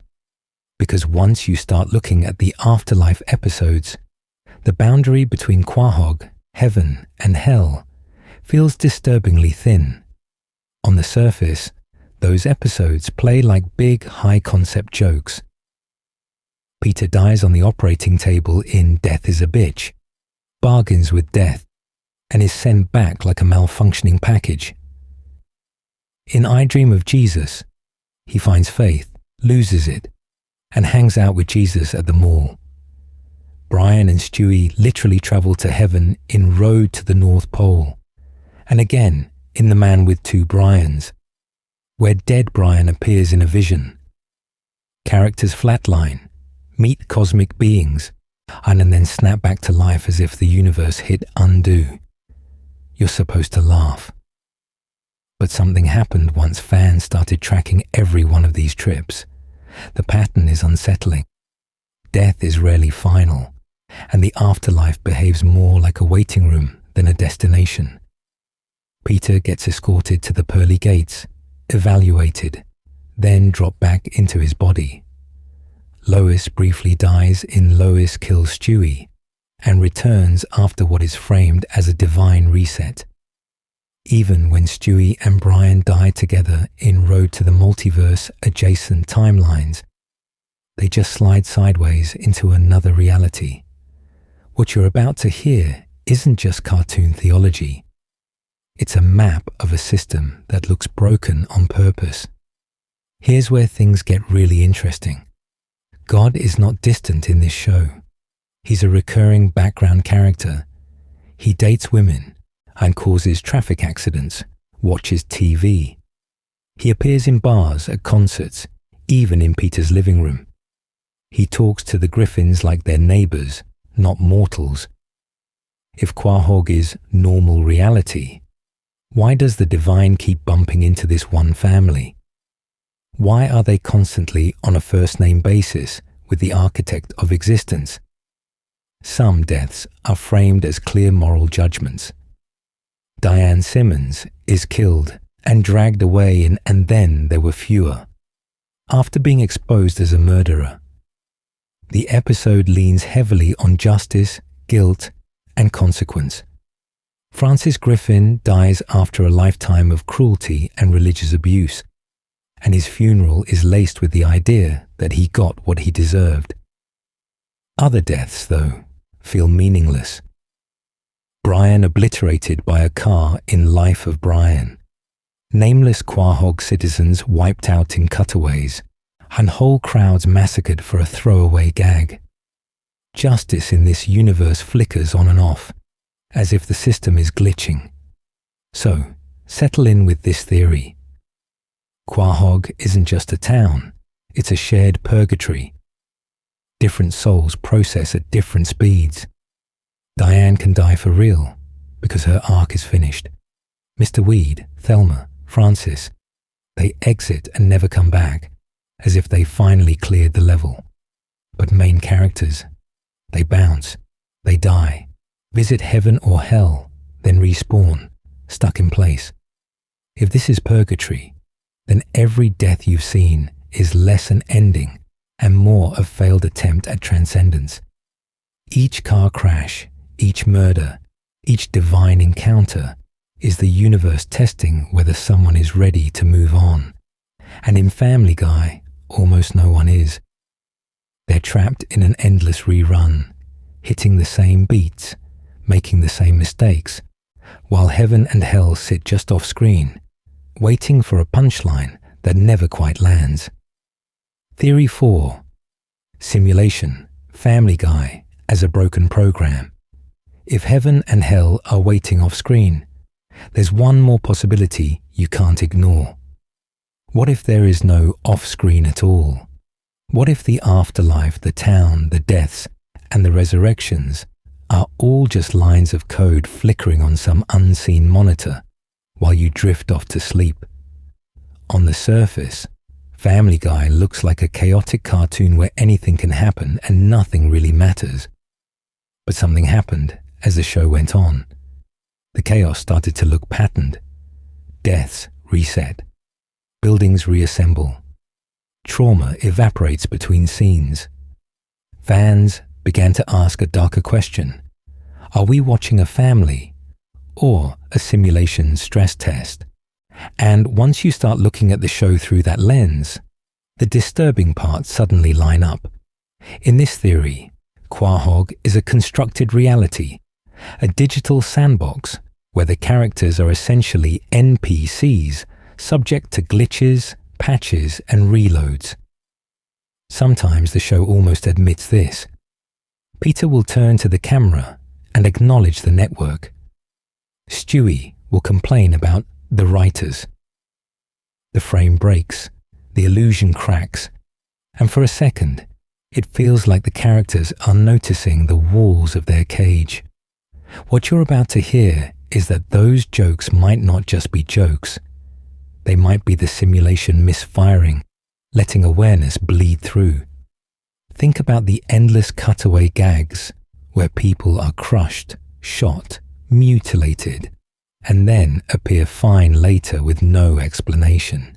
I think about the giant chicken fights that level entire city blocks, kill bystanders, and then vanish from continuity like a save file was quietly reloaded. Think about episodes that end with everyone dead, only for the next week to act as if nothing happened. Does that feel like a stable reality to you? Or a program being rolled back to the last fun state whenever things go too far? Brian's death in Life of Brian is where things get really interesting. In universe, he's hit by a car and dies in a scene played painfully straight. No gag to soften it. Out of universe, fans revolt. Ratings and backlash spike. 2 episodes later, Stewie time travels, overwrites the timeline, and Brian is back like a restored backup. If you treat the show as a simulation, that isn't just a miracle, it's a patch, and the system noticed a drop in engagement metrics and pushed an update, resurrecting a key asset to stabilize user satisfaction. In that framework, every corpse you've seen in this timeline becomes a data point. Each murder, each mass shooting cutaway, each disposable side character is an experiment, measuring how much violence, abuse, and emotional whiplash the audience will tolerate before the code quietly rewinds. So settle in, because if Quahog is a lab, then the next theory asks an even worse question. Who's actually running the experiment? And what happens when one of the characters tries to take control? Glitches in Quahog. Deaths that feel like broken code. If Quahog is a lab, then some episodes feel like the moments when the simulation actually glitches on camera. What you're about to hear isn't just continuity nitpicking. Why, it's a trail of broken code, exposed in the middle of a primetime cartoon. On the surface, Family Guy pretends that death has rules. Diane Simmons stays dead after, and then there were fewer. Mr. Weed doesn't stroll back into the brewery. Francis Griffin is buried and gone. But something happened as the show kept going. Other deaths started, not sticking. Side characters are shredded in one season and quietly reappear in the background later, with no explanation, no scar, no memory. It's as if the simulation reloaded an old save file, restoring NPCs while leaving only a few flagged deaths as permanent. You see this most clearly after mass carnage. A gas main explodes, a blimp crashes, a parade is mowed down by gunfire. We watch dozens of bodies on screen, limbs, blood, the whole montage of violence. Cut to the next episode. Ann Spooner Street is pristine again. No memorials, no long-term trauma, no economic impact. If this were a consistent reality, the town would be a disaster zone. Instead, the background looks like it's been hard reset by an engine that values visual continuity over in-universe consequences. Then there are the Cutaway massacres. These are the purest test environments. A classroom gets obliterated. A wedding turns into a firing squad. Historical figures are mowed down for a one-liner. None of the main family is present. Nothing is referenced afterward. And no plot thread ever returns to those deaths. Once you start looking at them as isolated simulations, they feel like stress tests the program runs off to the side. Push the violence slider to maximum, observe audience reaction, and then quietly discard the data and reload the main timeline. Here's where things get really interesting. The giant chicken fights, their recurring subroutines, elaborate action set pieces that escalate in absurd destruction. Peter and Ernie crash planes, topple buildings, kill bystanders by the dozen. You watch skyscrapers fall, cars explode, entire city blocks leveled. Then, without fail, the sequence ends, the fight pauses, and Peter casually walks home. No emergency services, no news coverage, no grieving families. The world snaps back to a neutral state, as if the program just ran a physics demo, and then closed it without saving. The show's meta-humor makes this darker. Jokes about cancellation, ratings, network notes, even cutaway gags where the characters complain about the writers, all read differently if you treat them as flickers of self-awareness inside a controlled system. Are Peter and Brian occasionally glimpsing the operators outside the simulation when they talk about Fox executives and focus groups? If Quahog is code, then death isn't about morality or story arcs. It's about probing boundaries. How much abuse, how much horror, how much emotional manipulation the program and you will tolerate before rejecting the scene. And in the next part, we'll look at the one character who might have found a way to grab the controls from the inside. Theory 5. Brian the Observer. A dog who knows too much so. Settle in, because now we're diving deep into the strangest role in this entire broken experiment. Brian Griffin, the dog who might understand the system better than the system understands itself. On the surface, Brian is just the smart one of the family, the liberal, bookish, vaguely depressed voice of reason. But once you start looking at how he moves through Quahog's reality, he stops feeling like a normal character and starts feeling like an observer who was dropped into the wrong show. He drinks, he writes, he spirals, and then he turns to the camera, or to you, almost begging someone to notice that none of this is right. Brian's constant fourth wall nudges are the first clue. He complains about cutaways, he references the writers, he comments on network notes. In a world where Peter can be dismembered by cartoon violence and reset by the next scene, Brian is the one asking why. His literary aspirations, as pathetic as the show makes them, are another signal. He keeps trying to impose structure, meaning and continuity on a universe that refuses to hold a straight line. What kind of consciousness needs to write, if not one that feels trapped? Here's where things get really interesting. Brian's existential crises aren't just jokes about a sad dog. They map almost perfectly onto the show's shifting reality. When Quahog gets darker, when the abuse of Meg escalates, when Stewie's inventions cross from silly sci-fi into outright horror, Brian gets more anxious, more drunk, more desperate to be taken seriously. It's as if he can feel the fabric thinning while everyone else treats it as just another gag. Have you noticed how often he's the one saying, "This is messed up," while still participating anyway? Then Life of Brian happens.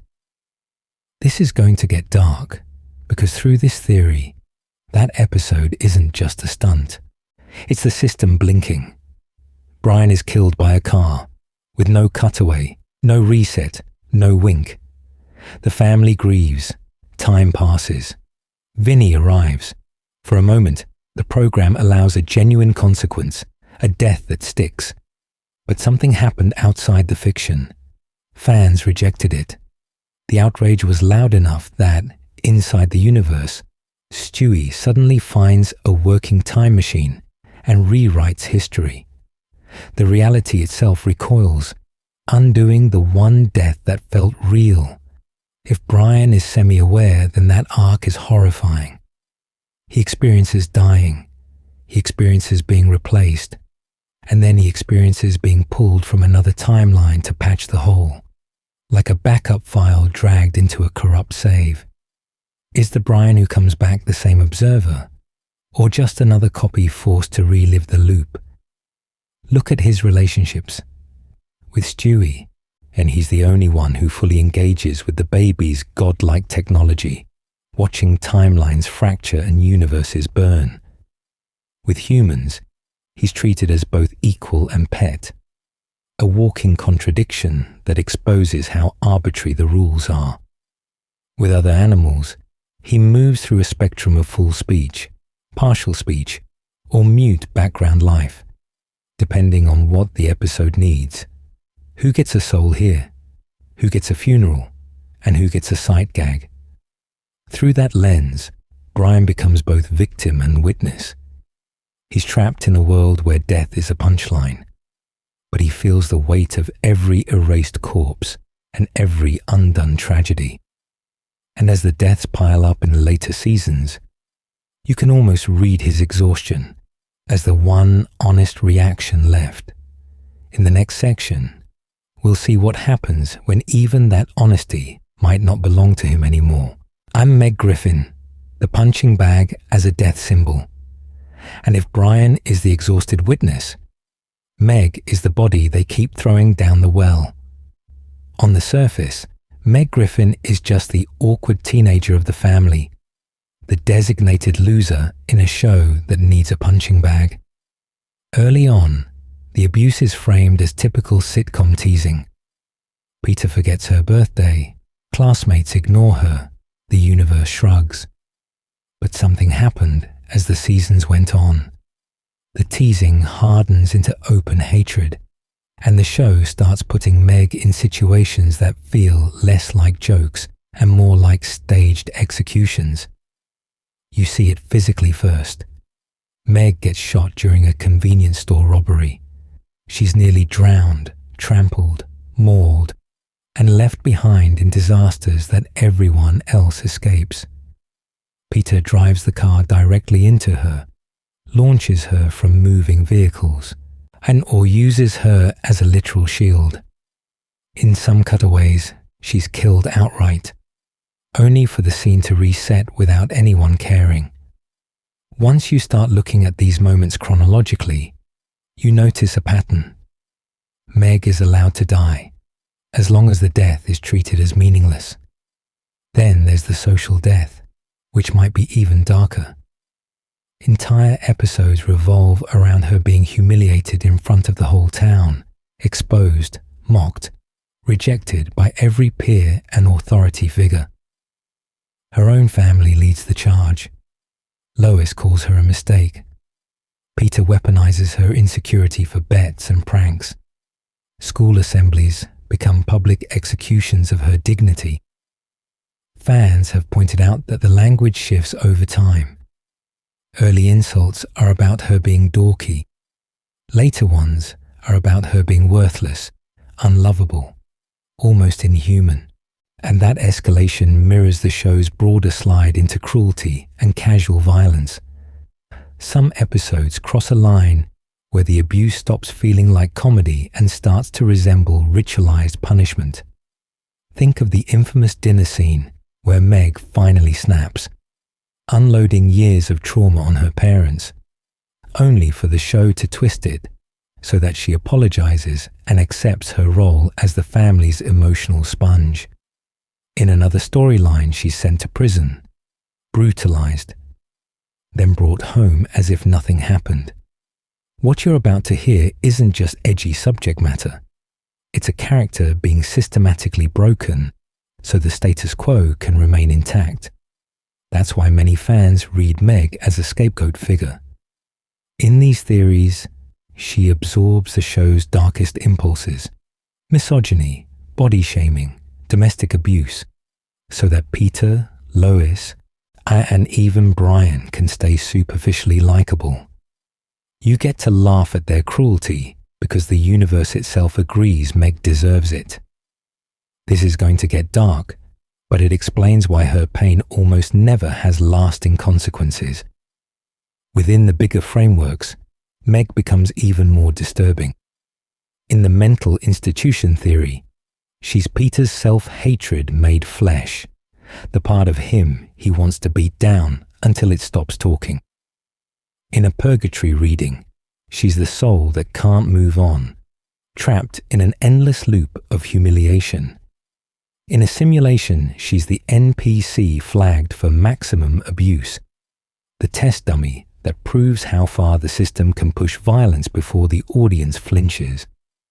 And here's where things get really interesting. If Meg is the designated sacrifice, what does that say about the deaths that don't reset, and the characters who start to notice the pattern? Stewie's shadow world. When only the baby sees the blood. If Meg is the sacrifice the universe keeps throwing at the altar, Stewie is the one forced to watch the ritual from behind the curtain. He's not just another victim of the violence, he's the archivist. The baby who remembers every body the show quietly erases. On the surface, Stewie is comic relief. A talking infant with a football head and a flair for theatrics. But once you start looking at the episodes where only he sees the blood, the tone shifts from quirky to deeply disturbing. Think about Road to the Multiverse, where he and Brian walk through worlds where humans are farmed, where reality melts, where existence itself is a glitch. They come home, reset, and everyone else in the Griffin family just keeps eating dinner like nothing happened. But Stewie was there. He watched entire universes die. The pattern repeats. In The Big Bang Theory, he literally witnesses the creation and near destruction of reality. In Send In Stewie Please, he unpacks his mind in a therapist's office, hinting at fears and obsessions that the show usually hides under jokes. In Life of Brian, he doesn't just see Brian die, he becomes the one who rewinds time, crossing into a fresh timeline where that death never happened for anyone else. Except it did. For him. For the version of Stewie who had to watch his only real friend get hit by a car. What you're about to hear is one of the darkest theories fans have built around this. Stewie, as a child, carrying the memory of countless deaths that technically never occurred. Imagine being the only person in your family who remembers an apocalyptic future from Stewie kills Lois, and Lois kills Stewie. Then waking up in a reality where those massacres are just gone. How do you go back to nap time after that? So settle in, because this is going to get dark. Those moments where Stewie freaks out at relatively small threats, paranoia about betrayal, constant suspicion of authority, disproportionate panic when Brian is in danger, start to look less like comedy and more like trauma responses. A dropped line about the world ending, a sudden flash of cynicism when someone mentions love or safety. He's acting like someone who's watched timelines collapse and is bracing for the next one. Here's where things get really interesting. His violent fantasies, world domination, elaborate murder plots, casual talk of genocide can be read as rehearsal. If the universe keeps killing people and then pretending it didn't, Stewie's response is to try to seize control of that process. If death is arbitrary, he'll make it intentional. If reality keeps resetting, he'll be the one holding the reset button. And if the show is even partially Stewie's point of view, then every death we've seen becomes part of a private horror story he can't share. The family laughs, the cutaway ends, the episode resets, but the baby in the high chair is wide awake, all watching the bodies pile up across universes, waiting for someone else to notice. What happens when the only witness finally refuses to rewind? Lois and Peter, domestic murder and marital death games. What happens when the only witness refuses to rewind? But the marriage at the center of the show keeps resetting anyway. So, settle in, because we're diving deep into the deaths that don't look like deaths at all. The ones buried inside Lois and Peter's relationship. On the surface, Peter nearly killing Lois is treated as wacky slapstick, the same way an anvil falls on a cartoon coyote. In Death Has a Shadow, his drunken negligence gets her fired and almost destroys the family's finances, framed as a goofy misunderstanding. In The Cleveland Loretta Quagmire, his idiotic rooftop gag knocks Lois off the house. And in Family Gay, his gene splicing experiment turns him into a bull that literally charges her. Each time, the show stages real spousal endangerment, trauma, bodily harm, the possibility of actual death, as if it's just another zany misadventure Peter will chuckle about over cutaway gags. But something happened as the seasons went on. The near death stopped being incidental and started feeling ritualistic. PTV has Peter broadcasting illegal TV from the house, bringing armed federal agents crashing into their living room, guns drawn on Lois and the kids. Patriot Games lets his football obsession leave Lois physically battered in the stands. You watch a pattern form. Peter's stupidity becomes a delivery system for violence against his own wife, and the laugh track in your head is expected to drown out how disturbing that actually is. Here's where things get really interesting. Lois is not just the long-suffering, sensible victim. The show repeatedly drags her into the same darkness. In Model Misbehavior, she assaults people and spirals into drug-fueled chaos.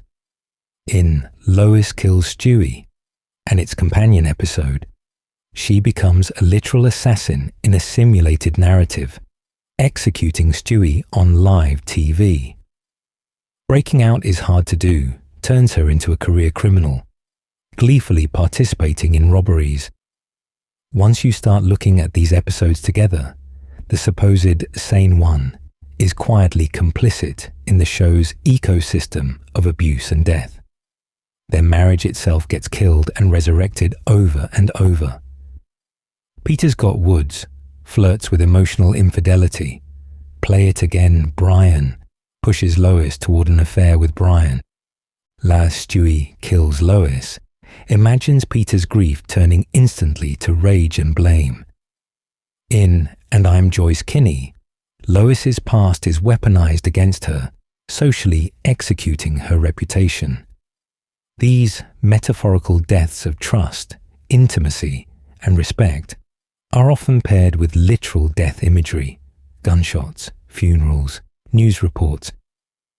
Like the show is visually underlining that the relationship has been shot through, even if the bodies are still moving. What you're about to hear in later sections is a wider pattern, but it starts here. The normalization of near death inside the core marriage. If the safest bond in the family is soaked in casual violence, what does that say about this reality? The theories step in with an answer. In a purgatory or simulation framework, Lois and Peter aren't just a couple. They're a stress test. Their marital death games become a looped scenario, endlessly probing how much betrayal, harm, and emotional decay a family structure can absorb without officially collapsing. And if the universe keeps resetting them back to status quo, you have to ask, who or what needs this marriage to survive, no matter how many times it dies? Side characters as sacrifices, Diane, Mort, and the rest. Who keeps this marriage alive while everything around it dies? To answer that, you have to look at the bodies that pile up just outside the Griffin front door. Because once you step past Lois and Peter, you enter the ring of sacrifices, the side characters who fall so the core family doesn't have to. And we're diving deep into them now. On the surface, Diane Simmons's death in And Then There Were Fewer looks like a one-off stunt, a classy murder mystery parody, a special event, a ratings play. But something happened in that episode that the show almost never does. It treated a recurring character's death as permanent, dramatic, and disturbingly sincere. Diane isn't crushed in a cutaway or erased by time travel. She's unmasked as the killer, chased, and finally shot by Stewie, her body tumbling off a cliff into the darkness. No reset, no miracle, just silence. For many fans, that was the first time Family Guy admitted that one of its background fixtures could really die. You'd heard her voice for years delivering the Quahog 5 news, seen her at the periphery of violence and abuse, and then suddenly she was gone, leaving only Joyce Kinney to fill the space. The show moved on, but the local news never sounded quite the same again, did it? Here's where things get really interesting. Diane isn't alone. Mort Goldman spends entire episodes dangling over the edge of existence, locked in a gas chamber in Back to the Pilot, hunted in No Country Club for Old Men, swallowed by cutaway violence so often that his survival feels less like luck and more like a glitch in reality. He's a hypochondriac who lives in a universe that is genuinely trying to kill him. Around them, the casualties stack up. Peter's old boss, Mr. Weed, choked to death by a dinner roll. Various neighbors and co-workers wiped out in throwaway gags, massacres, and specials. Background barflies crushed, shot, exploded. They're familiar enough that you recognize the face, but distant enough that you don't question it when the show never holds a funeral. These characters function as expendable bodies, and the writers get the emotional charge of, wait, I know them, without risking the central family. Their deaths escalate the stakes, hint at a darker reality, and then the camera simply walks back to Spooner Street, where Peter is still fine, Stewie is still building weapons, and Meg is still enduring abuse that would destroy a real person. You feel the world thinning out, but the living room never changes. Once you start looking at it this way, Quahog starts to resemble a town built on a mass grave. Every time a side character disappears, the texture of the show shifts a little. A different voice at the news desk, a missing pharmacist, an empty chair at the clam. Nobody really mourns them, but their absence is a quiet echo in the background of every joke. And that growing ring of bones around the Griffin house marks a boundary. The universe will kill anyone to keep this family intact. Except, as we'll see, when it finally decides to cross that line. Cutaway massacres, the hidden graveyards of Family Guy. That outer ring of bodies is disturbing enough, but the real graveyards of Family Guy aren't in Quahog at all. They're in the cutaways you barely remember before the next joke hits. On the surface, a cutaway is harmless. A quick flash to imagine if, and then you're back with the family on the couch. In practice, it's a miniature universe with its own physics, its own rules, and its own body count. War zones where entire platoons are mowed down in seconds. Airplanes calmly cruising one moment and plummeting into flaming wreckage the next. Apocalypse scenarios, where a mushroom cloud wipes out a nameless city, and the only punchline is the timing of the explosion. You've seen it happen. Peter mentions Vietnam, and suddenly you're in a jungle where faceless soldiers are shredded by gunfire while Surfin' Bird plays. A throwaway joke about hurricanes cuts to an animated news graphic of a tidal wave swallowing an entire coastline, tiny screaming figures disappearing under the water. A gag about airline safety turns into a chain reaction runway disaster, where one plane clips another, then a fuel truck, then the terminal, until the screen is filled with smoke, sirens, and scattered bodies. And then, hard cut. Back to the living room, back to laugh track rhythm. We're diving deep into a space where the show's violence stops being personal and becomes industrial. These massacres are efficient, anonymous. The writers can kill 50, 100, 1,000 people in 3 seconds, then erase them with a scene transition. Technically, none of it touches the main canon. Stewie doesn't remember the burning city. Lois doesn't remember the collapsing stadium. Those people never existed in Quahog. Only in the disposable pocket realities summoned by a single setup line. Here's where things get really interesting. This separation is what lets the violence escalate without limit, because it's just a cutaway. Sensors relax, the audience relaxes, and the show can test how far it can push death as a visual gag. Each time you see another pile of bodies played for a punchline, your threshold shifts a little. Do you notice when mass shootings in these segments start to feel routine? When a bus of orphans going off a cliff is framed with the same timing as Peter slipping on the sidewalk, what you're about to hear might change how you remember those quick flashes. Psychologically, these cutaways work like exposure therapy in reverse. Instead of helping you process violence, they numb you to it. You're trained to accept instant annihilation as off to the side, not part of reality, even though your brain still logs the images.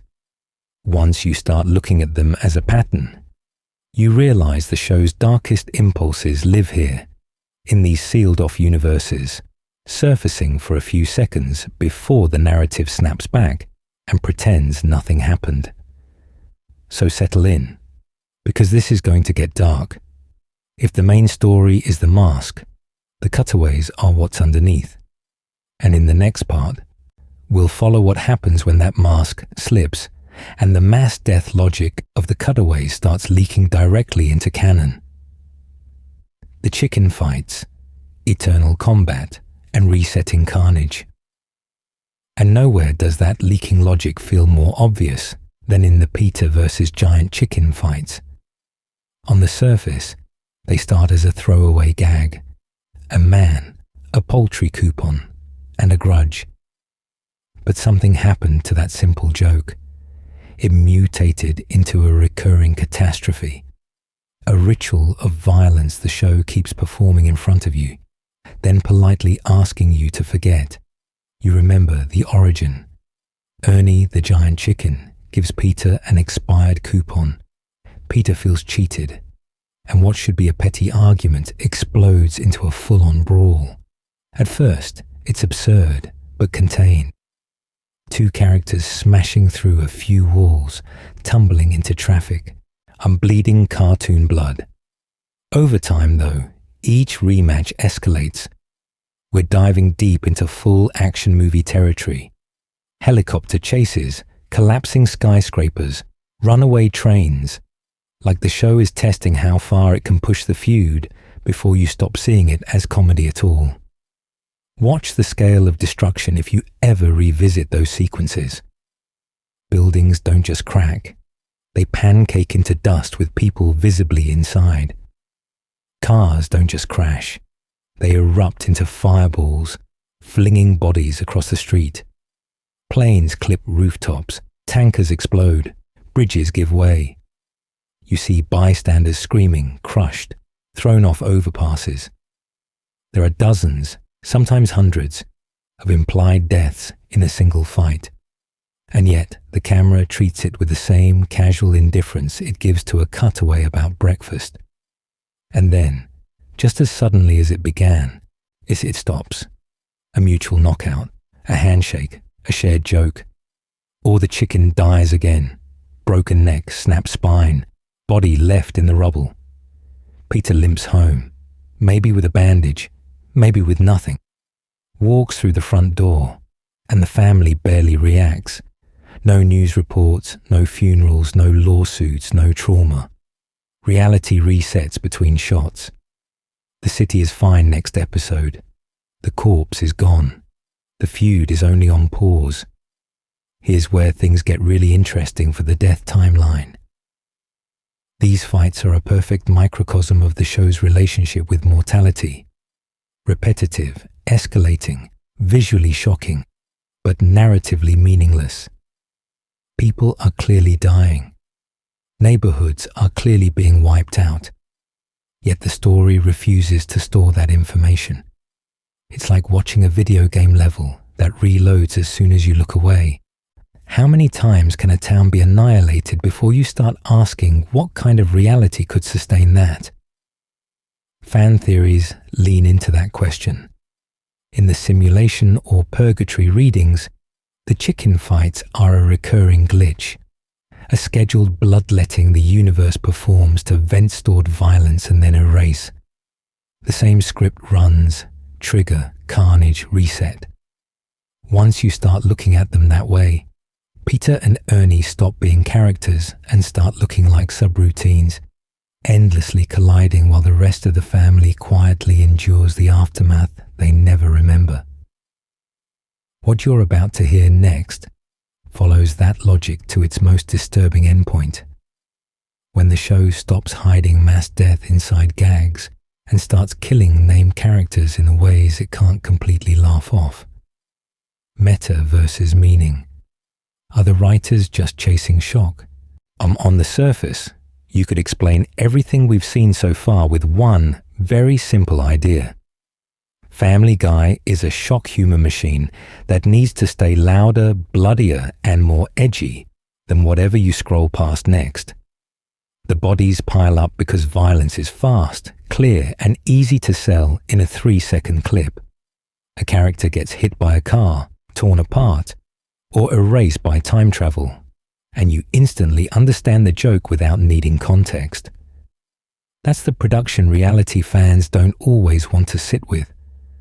A writer's room facing a deadline doesn't have time to architect a grand unified theory of death. They have time to pitch.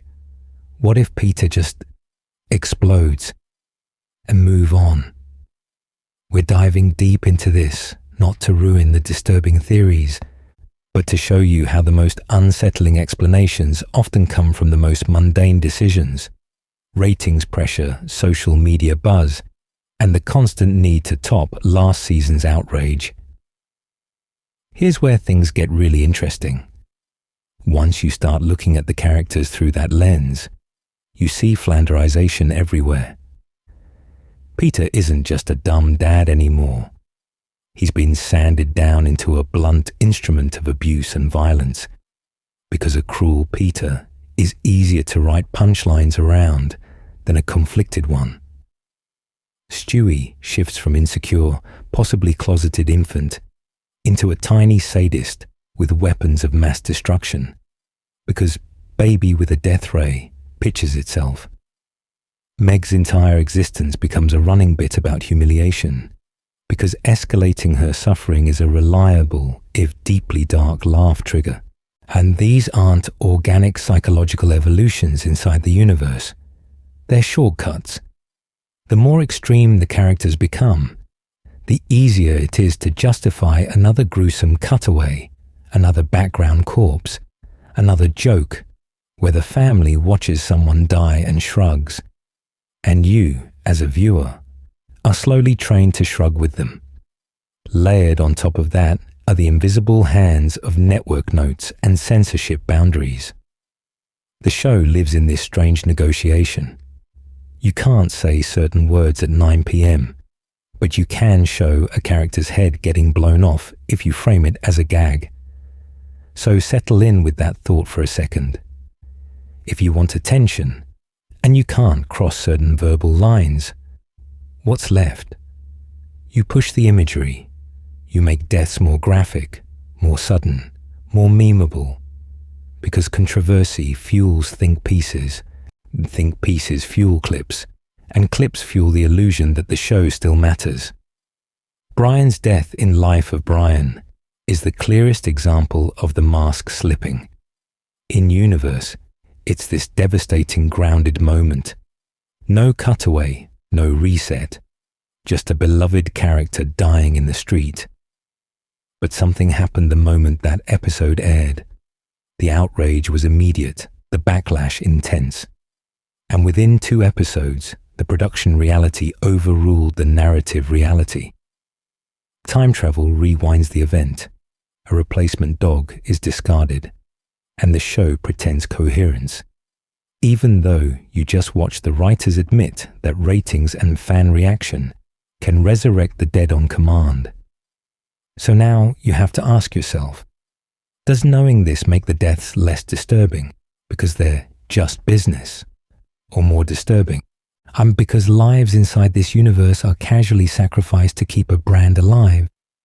When Diane Simmons is permanently killed, when Mr. Weed vanishes from continuity, when Thelma and Francis Griffin are written out, are you watching character arcs or asset management? What you're about to hear next pushes that question one level deeper. If death is a tool, not a consequence, what does that do to a world already built on broken logic and erased trauma?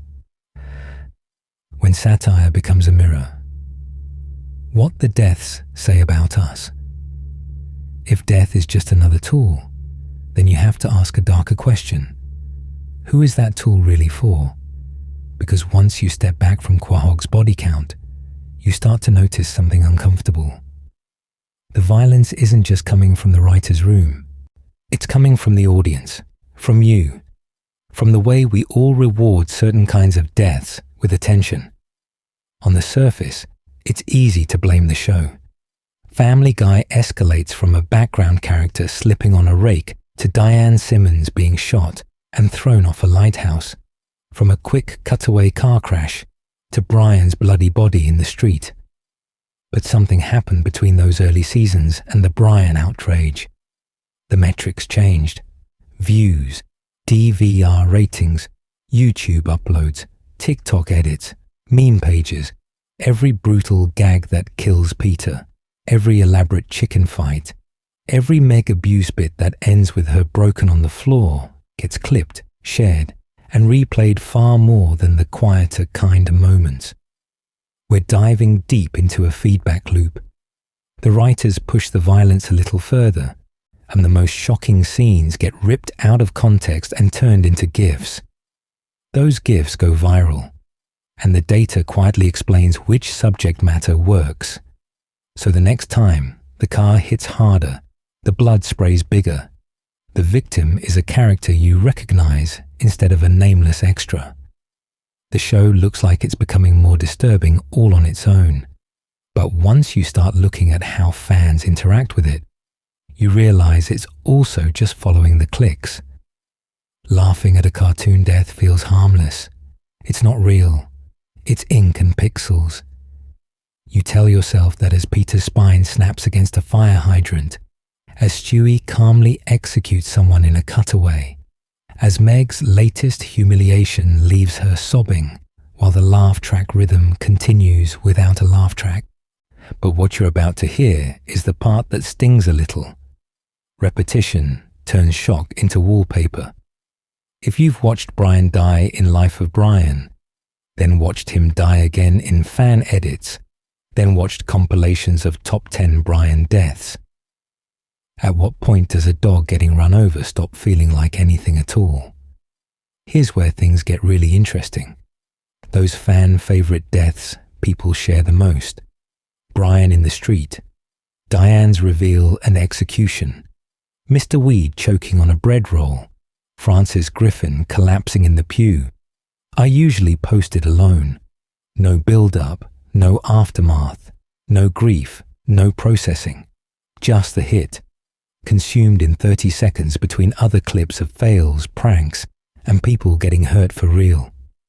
Can you still call it satire when the context is the first thing to be removed? And the show might be trying to critique that desensitization by going so over the top that the violence becomes absurd. Peter blown to pieces and reassembled. Entire crowds massacred in cutaways so exaggerated they loop back into cartoon physics. This is going to get dark. It's just as plausible that the series isn't critiquing anything.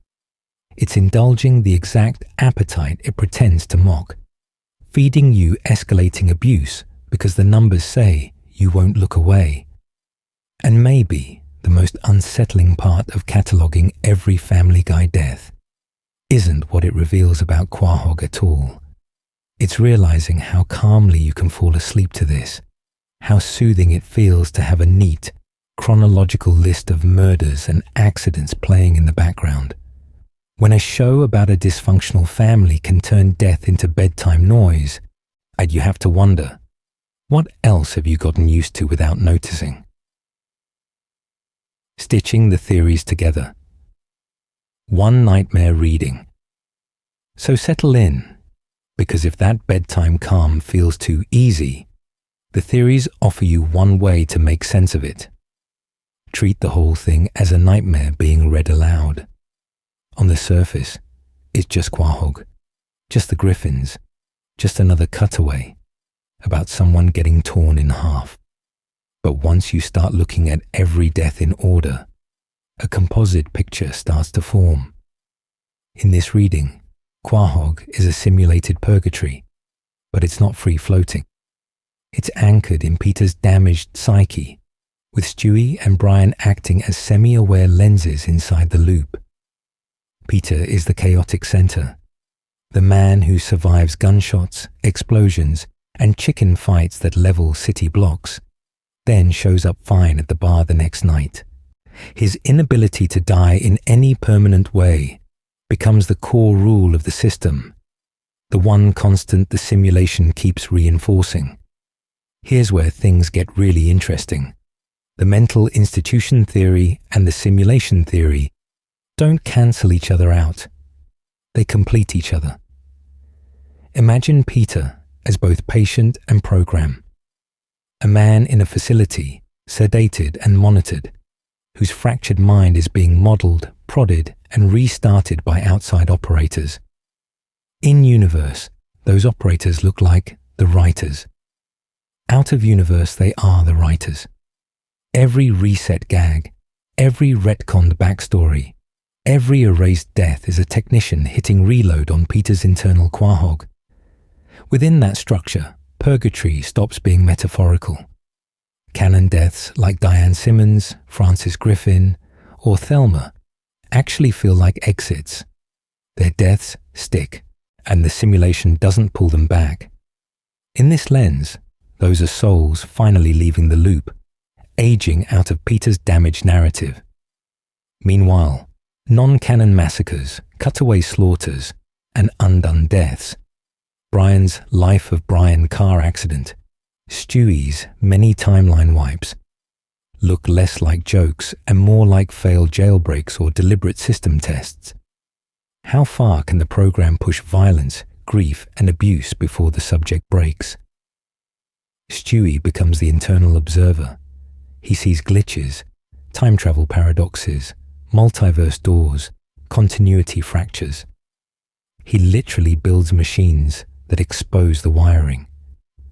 Brian becomes the emotional witness, the one who actually feels the horror of Diane's murder, of his own death, of Meg's endless humiliation, even when everyone else shrugs it off as just how the show works.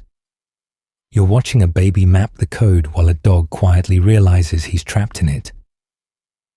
What you're about to hear as we keep cataloging deaths is not safe, sitcom unreality. This is going to get dark because in this stitched together theory, none of it is just a cartoon. It's a layered nightmare, a damaged man's mind under observation, a simulated town where abuse and violence reset on command, and a family whose every joke about death is also a symptom that something in their reality is fundamentally, irreversibly wrong.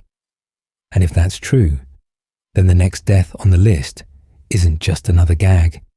It's the system showing its hand again. Rewatching Quahog.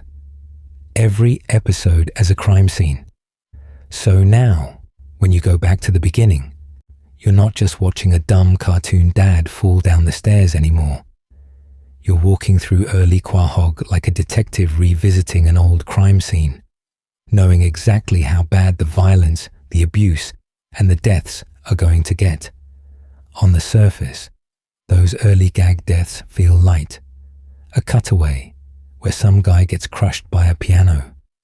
a background extra flattened by a car while Peter keeps talking.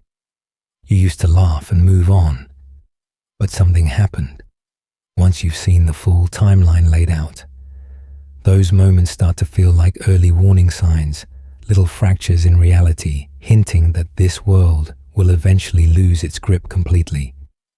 You're not just seeing slapstick anymore.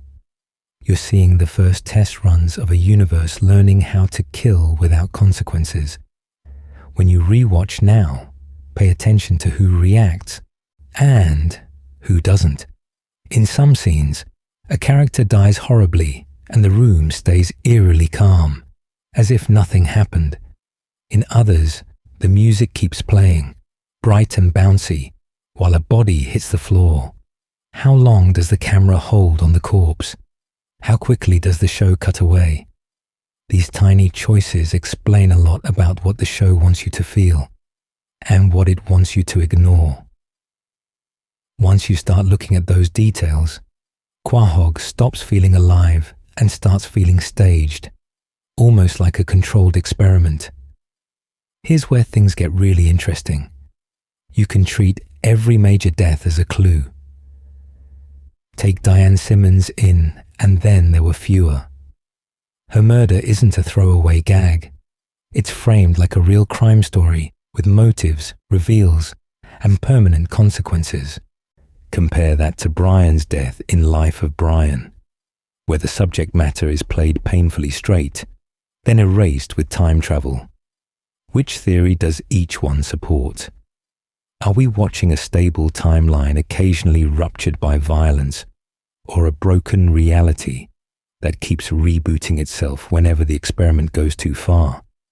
Even the funniest episodes start to feel different. A silly Cutaway massacre, a chicken fight that levels half the town, a background pile-up nobody mentions again.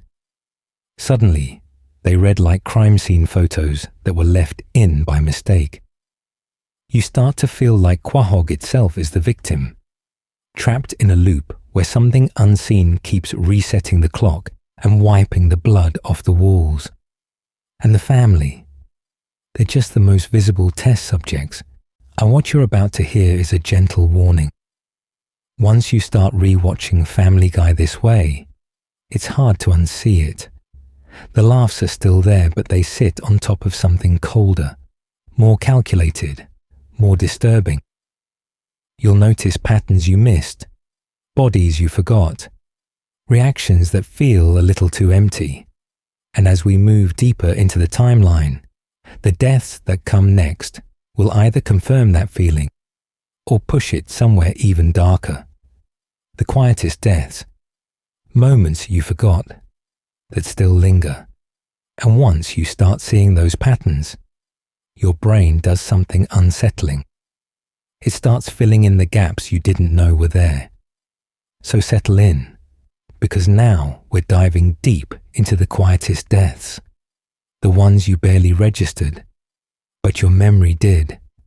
On the surface, these are the background casualties, the guy who gets crushed in a cutaway while Peter explains a metaphor, the offhand line about an orphanage burning down, the nameless extra who falls off a building in the distance while the camera stays locked on a punchline. You laughed, or you didn't, and the episode moved on. But something happened in your head anyway. Think about the throwaway gag where a plane explodes over Quahog while the griffins watch from the ground, arguing about something unrelated. No close-ups, no screams, just a fireball in the sky. And then, back to the conversation. Under the composite theory, that's not just shock humor. That's a glitch in the universe beta simulation. A mass fatality rendered as background noise, like the system forgot to assign those people real identities, or the nameless woman who gets pushed in front of a bus in a cutaway about Peter's bad decision-making. No one asks her name. No one reacts after the impact.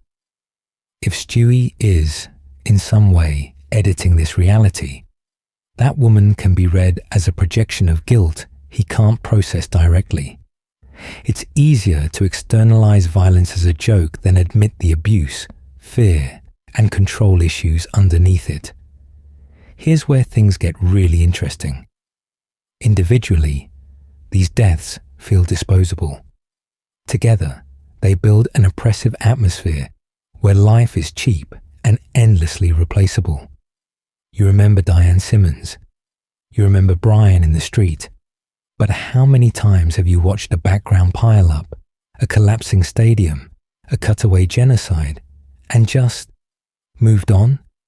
How many bodies are stacked behind the ones you can name? Psychologically, your brain triages. The big deaths get folders with labels. Brian's death, the murder mystery, Francis's funeral. The rest go into a vague archive of dark stuff Family Guy does.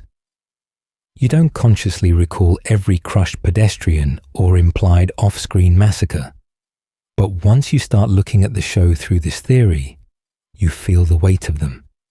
It's like static in the background of your thoughts.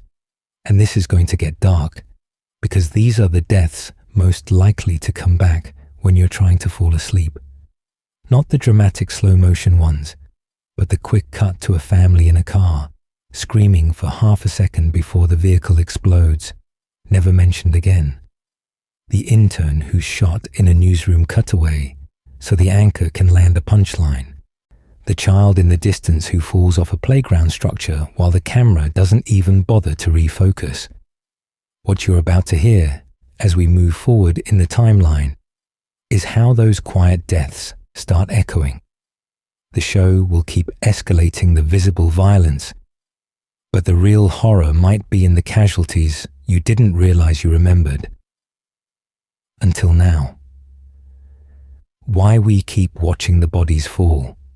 And yet, for all those forgotten bodies in the background, you still put this show on to fall asleep. There's a strange comfort in that, isn't there? You know the rhythm by now, the theme song, the living room, the cutaway that goes on too long, the sudden decapitation played under a laugh track in your head. On the surface, it feels like routine, like white noise with punchlines. But something happened over the years, and that routine turned into a ritual, especially late at night, when you're tired enough to let the violence just wash over you. You press play because you already know how it's going to feel. Peter will survive a plane crash. Meg will endure another round of abuse. Someone will be shot, blown up, or quietly erased, and you'll drift off anyway. The familiarity is the point. In a world where real tragedy is messy and unresolved, there's a dark safety in a cartoon that keeps insisting everything resets by the next episode. The characters suffer, die, and get mangled, so you don't have to, at least not while you're trying to sleep. We're diving deep into why that works. Dark comedy gives you a controlled environment for the things you're not supposed to linger on. Death, violence, meaninglessness. You watch Brian get run over in Life of Brian, the family screaming, the blood on the pavement, and you know, logically, that it's scripted. But emotionally, you get to rehearse the feeling of loss at a distance. The show hands you a miniature apocalypse, then quietly promises it can be undone if the ratings dip or the fans complain. Here's where things get really interesting. When cartoon characters die and then stroll back in a few episodes later, your brain gets a tiny, temporary fantasy. What if mortality isn't as final as it looks? When Diane Simmons stays dead, it stings because it breaks the pattern.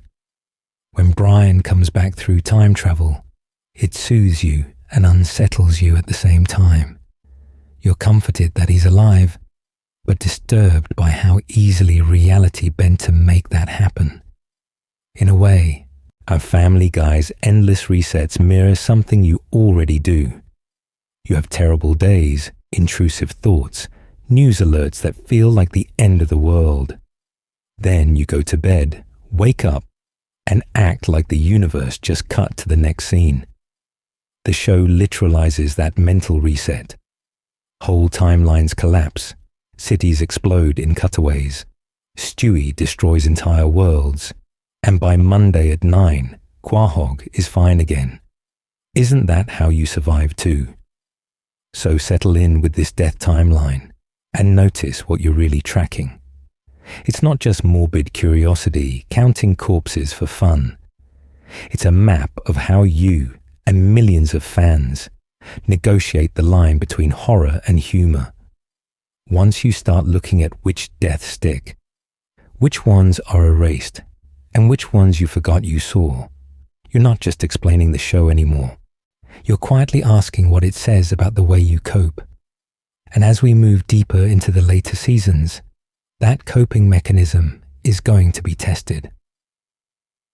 Letting Quahog go dark, preparing to sleep on all this. And as we move deeper into the later seasons, that coping mechanism is going to be tested. But for a moment, we're going to let the lights in Quahog dim a little. You've walked through a lot to get here. From those early, almost throwaway gag deaths, where a character gets crushed by a piano and pops back up next week, to the cold, deliberate murders in episodes like And Then There Were Fewer. We've been tracing a line that most fans never follow all the way through. On the surface, it's just a loud animated comedy. But something happened once you started watching every death in order. Patterns emerged. The quick cutaway massacres, the dream sequences, the alternate timelines, the "it never really happened" violence that the show shrugs off like nothing. Then, the heavier moments. Brian's body in the street, in Life of Brian. Diane Simmons falling from the lighthouse. Francis Griffin and Thelma Griffin, leaving permanent holes in Peter's world. We've gone from background noise to a full chronological graveyard tour. What you're about to hear as we slow down is less about facts and more about feeling. There's a strange comfort in finally being able to explain why the show's reality feels broken, why the characters can endure so much abuse and violence without the universe cracking in half. But there's also a low-level discomfort, a quiet unease that comes from realizing you've been laughing along with it for years. How many of these deaths did you completely forget about? How many were hiding in plain sight? So settle in. Let your breathing match the pacing as it softens. We're not diving deep into new theories right now. We're just drifting back over the path we already took. Early seasons where death was mostly a punchline. The revival era where mortality became a tool, a rating stunt, a reset button. The multiverse tricks, the time travel, the way Stewie's inventions quietly erase consequences while pretending to preserve them. Once you start looking at the show this way, it's hard to go back to seeing it as harmless, and yet you're still allowed to enjoy it. It's okay to laugh at Peter falling down the stairs again, even if you also remember the canon funerals and the episodes that never fully healed. And you can hold both things at once. The comfort of a familiar animated family and the disturbing awareness of all the bodies the narrative stepped over to keep the jokes going. That tension doesn't have to ruin the show for you. It can deepen it. As this section winds down, imagine slowly walking out of Quahog's graveyard. The headstones are still there. The timelines are still fractured. The theories are still whispering at the edge of your thoughts. But the noise is fading. The edges are softening. And it's safe to let your eyes get heavier. Because in the next part, we're going to take everything we've seen and ask one last unsettling question about what it really means that nobody here ever stays dead for long. A final look at the bodies, counting what we can't unsee. So now, after walking past every grave we could find, and we're left with one last wide shot of Quahog, we're diving deep into something quieter here. Not another theory, not another twist. Just the strange aftertaste of having watched this many bodies fall and stand back up again. Because no, we haven't literally counted every single on-screen death. That would be its own kind of madness. But we've traced enough of them to see the pattern. Background nobodies crushed in cutaways.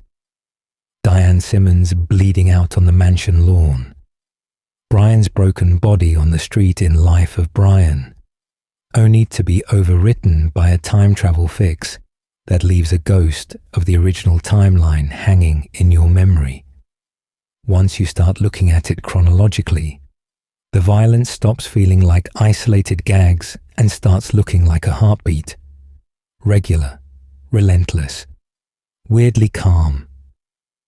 On the surface, Quahog is just a cartoon town. But something happened while you were following this timeline.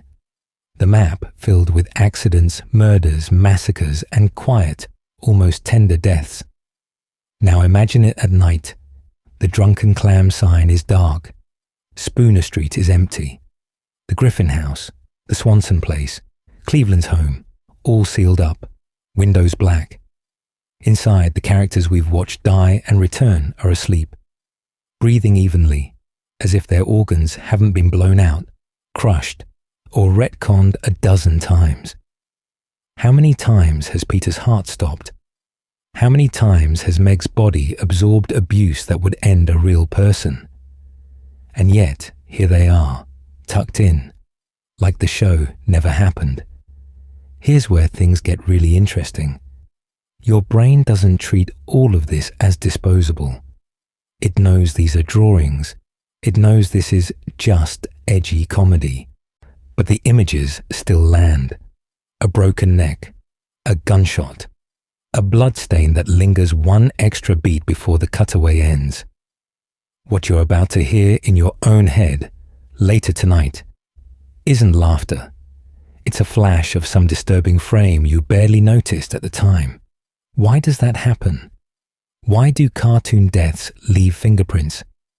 The answer has less to do with the show and more to do with you. Your mind files these scenes next to other stories about loss and harm, next to real headlines and private memories. The body count isn't just in Quahog.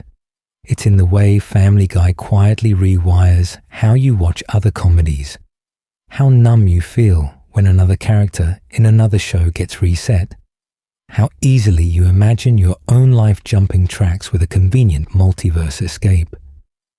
So, settle in for the last part of tonight's walk. Let the images blur at the edges. Brian's roadside shrine, Diane's silhouette on the balcony, nameless extras falling through trapdoors in cutaways. You don't have to hold them in perfect focus. You can let this graveyard drift, knowing it'll still be here tomorrow night if you want to come back and open the gates again. For now, we're just going to turn away from the bodies and ask what it means to keep waking up in a world where everything can be undone, except the way it made you feel. Turning off the TV in your head, a soft goodbye to Quahog. And that's where we start to back away. You've walked the graveyard. You've watched Brian bleed out in the street, Diane fall from the lighthouse, nameless extras erased in cutaways that last 3 seconds and never get mentioned again. Now, instead of opening another file in your head, you're closing the folder. Imagine the TV in your mind, the one that's been playing Quahog on an endless loop, starting to dim around the edges. On the surface, it's just a screen. You can picture the Griffin living room, the couch, the static blue of the TV glow. But something happened over this timeline of deaths. That glow turned into a kind of autopsy light, shining down on every gag, every body, every reset that pretends nothing mattered. As the brightness fades, the sound of Quahog pulls back too, like you're slowly walking down a hallway away from it. Peter's shouting turns into a mumble, Stewie's threats blur into a distant echo. The laugh track in your memory becomes a low, meaningless hum. What you're about to hear, in these last few moments, isn't another theory. It's the part fans rarely say out loud, even in a show built on abuse, violence, and shock value. There's something quietly powerful about noticing the pattern instead of just laughing and changing the channel. Once you start looking at who dies, who comes back, and who stays gone, you see what the subject matter has been whispering the whole time.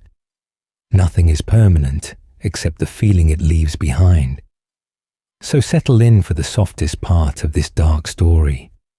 This was never just a catalogue of corpses. It was a way of explaining why a cartoon family can start as a joke and end up feeling like a case study in emotional numbness.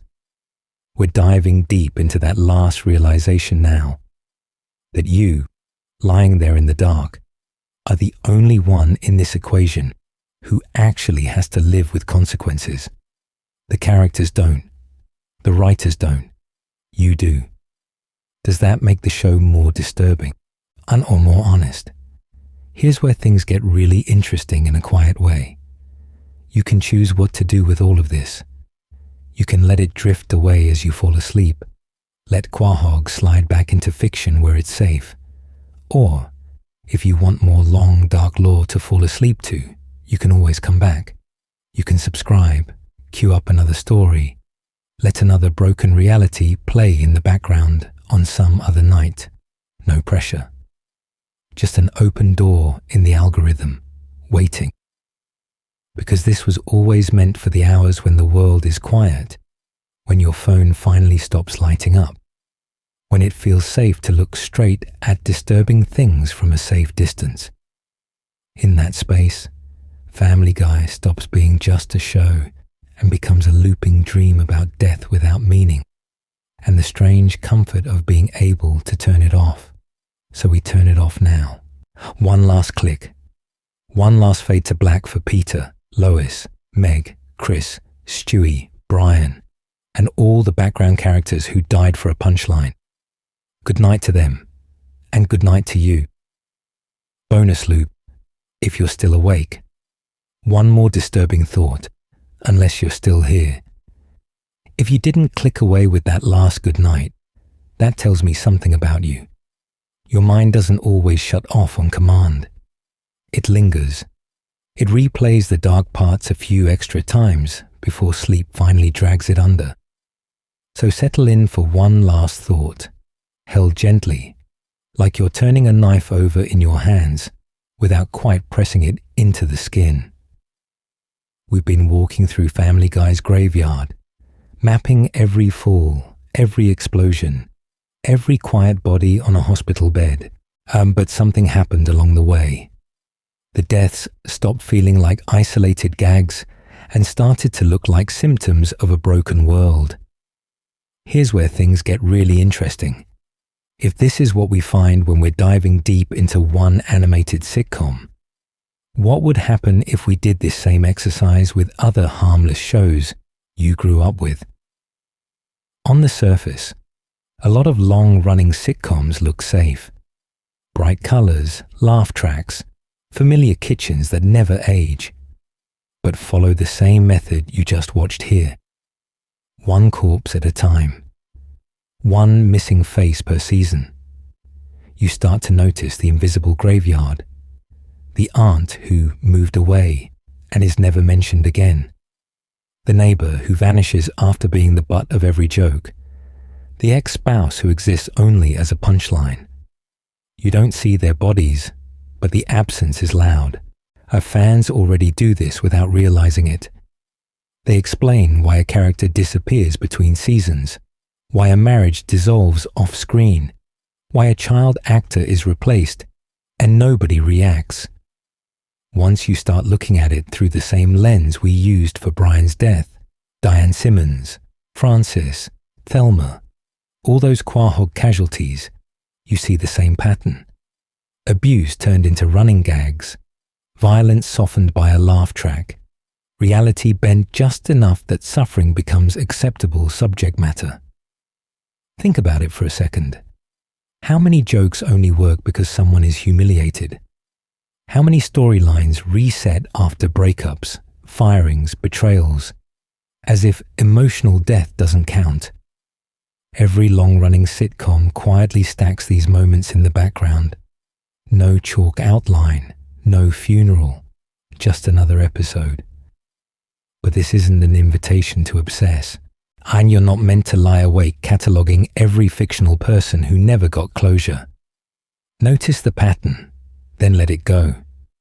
Treat it like a passing cloud, distinct for a moment, then dissolving as it drifts across the sky. If it starts to feel heavy, that's your cue to set it down. You don't have to answer any of these questions tonight. You don't have to decide whether every cozy living room set hides a trail of invisible bodies, or whether every laugh track is echoing over something darker. It's enough to let the thought move to the back of your mind, quiet and unfocused, as your eyes finally close. Because if this is what we found in Family Guy, you might wonder what we'll uncover next. Breathing out of Quahog, a short mental reset. So before we dive back into Quahog's body count, this is the moment where you quietly step out of it.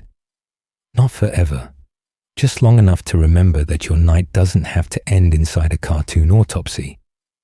Take a slow breath in through your nose. Hold it for a second longer than feels natural. Then let it out, gently, through your mouth. As you do, imagine every disturbing frame you've seen tonight. The Cutaway massacres, the casual abuse, the no consequences violence, fading into static, like an old TV losing signal. The colors wash out, the outlines blur. The images of these characters dying again and again flatten into grey noise, and then into darkness. On the surface, it's still the same show. The same Griffin family, the same town, the same looping gags, but something happened in your head while you were listening. The deaths stopped being throwaway jokes and started to look like pieces of a pattern. For a few minutes, you let the theories explain everything. Now, for a few minutes, you're allowed to let all of that go. Bring your attention away from the screen and back into the room you're actually in. What does your pillow feel like against the side of your face? Is there a patch of quiet humming in the background? A fan, a fridge, distant traffic that you barely noticed until now? Once you start looking at those tiny details, the chaos of Quahog feels strangely far away, like a channel you flipped past an hour ago. Follow your breathing instead of the plot. In, out. No timeline splits. No resurrections, just a simple loop you control. Each exhale can be another scene dissolving. Brian under the car, Diane at the mansion, nameless background characters in those quick, dark gags. They appear for a second, and then they're gone, like they were never real in the first place. How many of them do you actually need to carry with you into sleep? It's completely fine to set every unanswered question down for tonight. You don't have to solve whether Brian came back from another universe, or whether Stewie is quietly editing reality, or whether every non-sticking death is proof of a broken multiverse. The show will still be there tomorrow. The lore will still be there tomorrow. The disturbing subject matter isn't going anywhere, and neither are the fans trying to explain it. Here's where things get really interesting. In Quahog, a reset is usually violent, a cutaway, and time machine, a universe collapsing so the gag can start over. What you're about to hear is the opposite. This is a conscious, gentle choice to step out of the loop and back into your own body. No retcon, no shock twist. Just you deciding that for tonight, the deaths stop when you close your eyes. Let the pacing in your mind slow down. Imagine longer pauses between each sentence, as if the narration itself is getting tired. The way a character's voice trails off at the end of an episode. You don't have to keep up with the energy of the show anymore. You can let it drift. Because when we come back, we're diving deep again, further into the timeline, and into what all those deaths might really mean. But you'll meet us there rested, not trapped inside the last scene you watched. If you dream of Quahog, making peace with dark cartoons. So if your mind keeps replaying Quahog after the credits roll, you're not broken. You're just still watching. What you're about to hear is less a theory about the show and more a theory about you, half asleep, with stray scenes drifting through your head like late-night reruns. On the surface, it can feel disturbing when a Brian death, a Stewie execution device, or Diane Simmons falling from that clock tower suddenly shows up in a dream. You didn't invite it in. It just appears. But something happened earlier. You spend time in a universe where violence is casual, where abuse is a punchline, where death is both a gag and a plot twist. Your brain is simply processing subject matter it hasn't fully filed yet, replaying and remixing it the way the writers remix the same characters across timelines. Fans sometimes worry when they wake up from a Quahog nightmare. Why did Peter's body keep resetting after every injury? Why did Meg just stand there while everyone laughed at her? Why did you feel stuck in the Griffin living room, as if the Cutaway would never end? Here's where things get really interesting. Your mind isn't trying to trap you inside the show.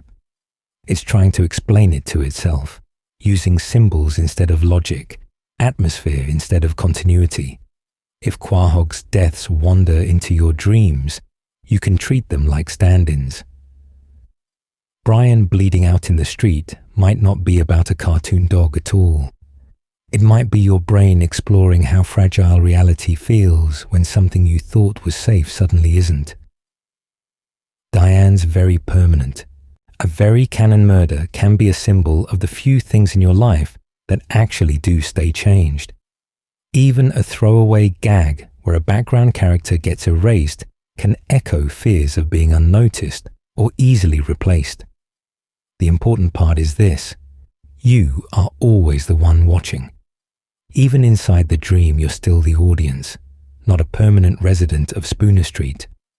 You can change the channel in your mind by shifting your focus, or you can let the episode play out, knowing it's made of the same stuff as every other dream you've ever had.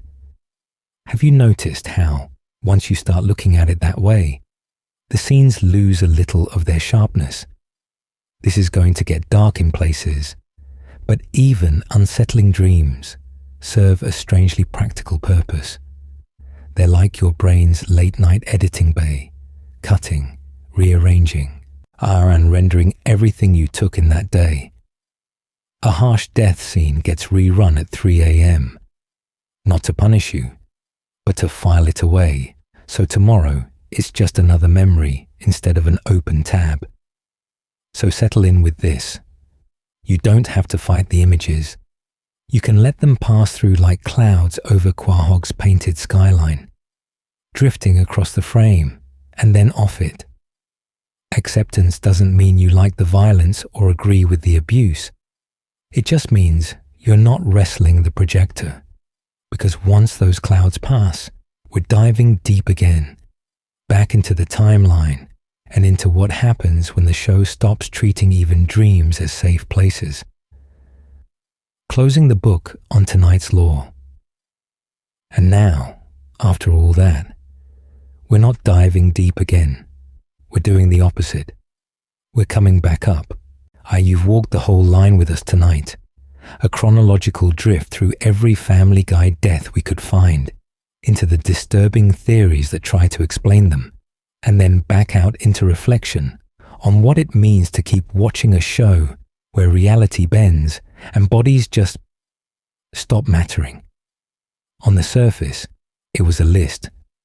Early gag deaths in the first seasons, Mr. Weed's quiet exit, Diane Simmons on the mansion lawn, Thelma and Francis Griffin disappearing from the family tree, Brian's broken body in the street, and all those cutaway massacres that flash by like static. But something happened as you followed them in order, didn't it? The pattern stopped feeling like comedy and started feeling like a record of every time the show chose violence over consequence. A timeline of when the characters died and when the writers decided they didn't have to. Here's where things get really interesting. There is nothing left you need to solve tonight. Every major death has been counted. Every category has been opened and closed. Gag deaths, dream deaths, alternate timeline deaths, canon deaths, resurrections, and those mass, offhand slaughters where whole crowds vanish in a single cutaway. You've seen where they sit on the line. The story has been told. The theories have been laid out. You don't have to hold all the names or all the episodes in your head. Why would you? The subject matter is dark. Abuse played as running jokes. Violence as a reset button. A family that survives everything except emotional growth. And you stayed. You let the show be as cruel as it really is. And you let this video walk you through it without looking away. Thank you for that. Not in a big, dramatic way. Just quietly. Thank you for trusting yourself to sit with a long, disturbing story instead of changing the channel in your own mind. From here, you're allowed to let the specifics blur. Which season Diane died in, which episode Brian stayed dead in, which background character got crushed, shot, burned, or erased by a timeline reset. You can let all of that fade, keeping only the small pieces that felt meaningful. Maybe the realization that the deaths track the show's decay. Maybe a new sympathy for a character you used to laugh at. Maybe just the awareness that once you start looking at this kind of violence, it doesn't look harmless anymore. So, settle in one last time. We're closing the book on tonight's lore, and the pages are full. The ink is dry. What you're about to hear next isn't another theory, or another body, or another explanation. It's just quiet. A blank space after Quahog's noise, where your mind can drift away from this animated graveyard and into whatever dreams decide to visit you instead. Good night from Quahog's shadow. So before that happens, let's leave things the way this channel always tries to, with the volume turned down low and the horror filed neatly into place. You came here for long, dark explanations of a show you thought you already understood, and you stayed while we turned every joke, every corpse, every reset button into a bedtime story about a cartoon that doesn't know how to stay dead. On the surface, it's just analysis. We walk through timelines, we explain continuity, we build theories about why the violence feels so casual and why the abuse never really leaves a scar. But what you're about to hear, every time you press play here, is meant to do something quieter too. It's meant to give your brain one disturbing puzzle to hold on to, so the rest of your thoughts can finally let go for the night. So settle in, not for more, but for less. If you're still barely awake, eyes heavy, phone slipping in your hand, you don't need to chase the next episode or dive into another dark breakdown. You can just pick one for tomorrow. Cue the next Family Guy deep dive, or another late-night trip back into Quahog's broken reality, and then let it sit there, waiting. Does the show really need you conscious to keep existing in the background? Or can you let it run in your dreams instead? How we've been diving deep into deaths that don't stick, timelines that fracture, and characters who shrug off trauma like it's slapstick. But something happened along the way. The more we mapped the bodies, the more it started to feel like shelving action figures at the end of playtime. Peter goes back in the box. Lois goes back in the box. Meg, Chris, Stewie, Brian. They all slide back onto the same imaginary shelf, right next to Diane, Francis, Thelma, Mr. Weed, and every cutaway victim who never got a funeral.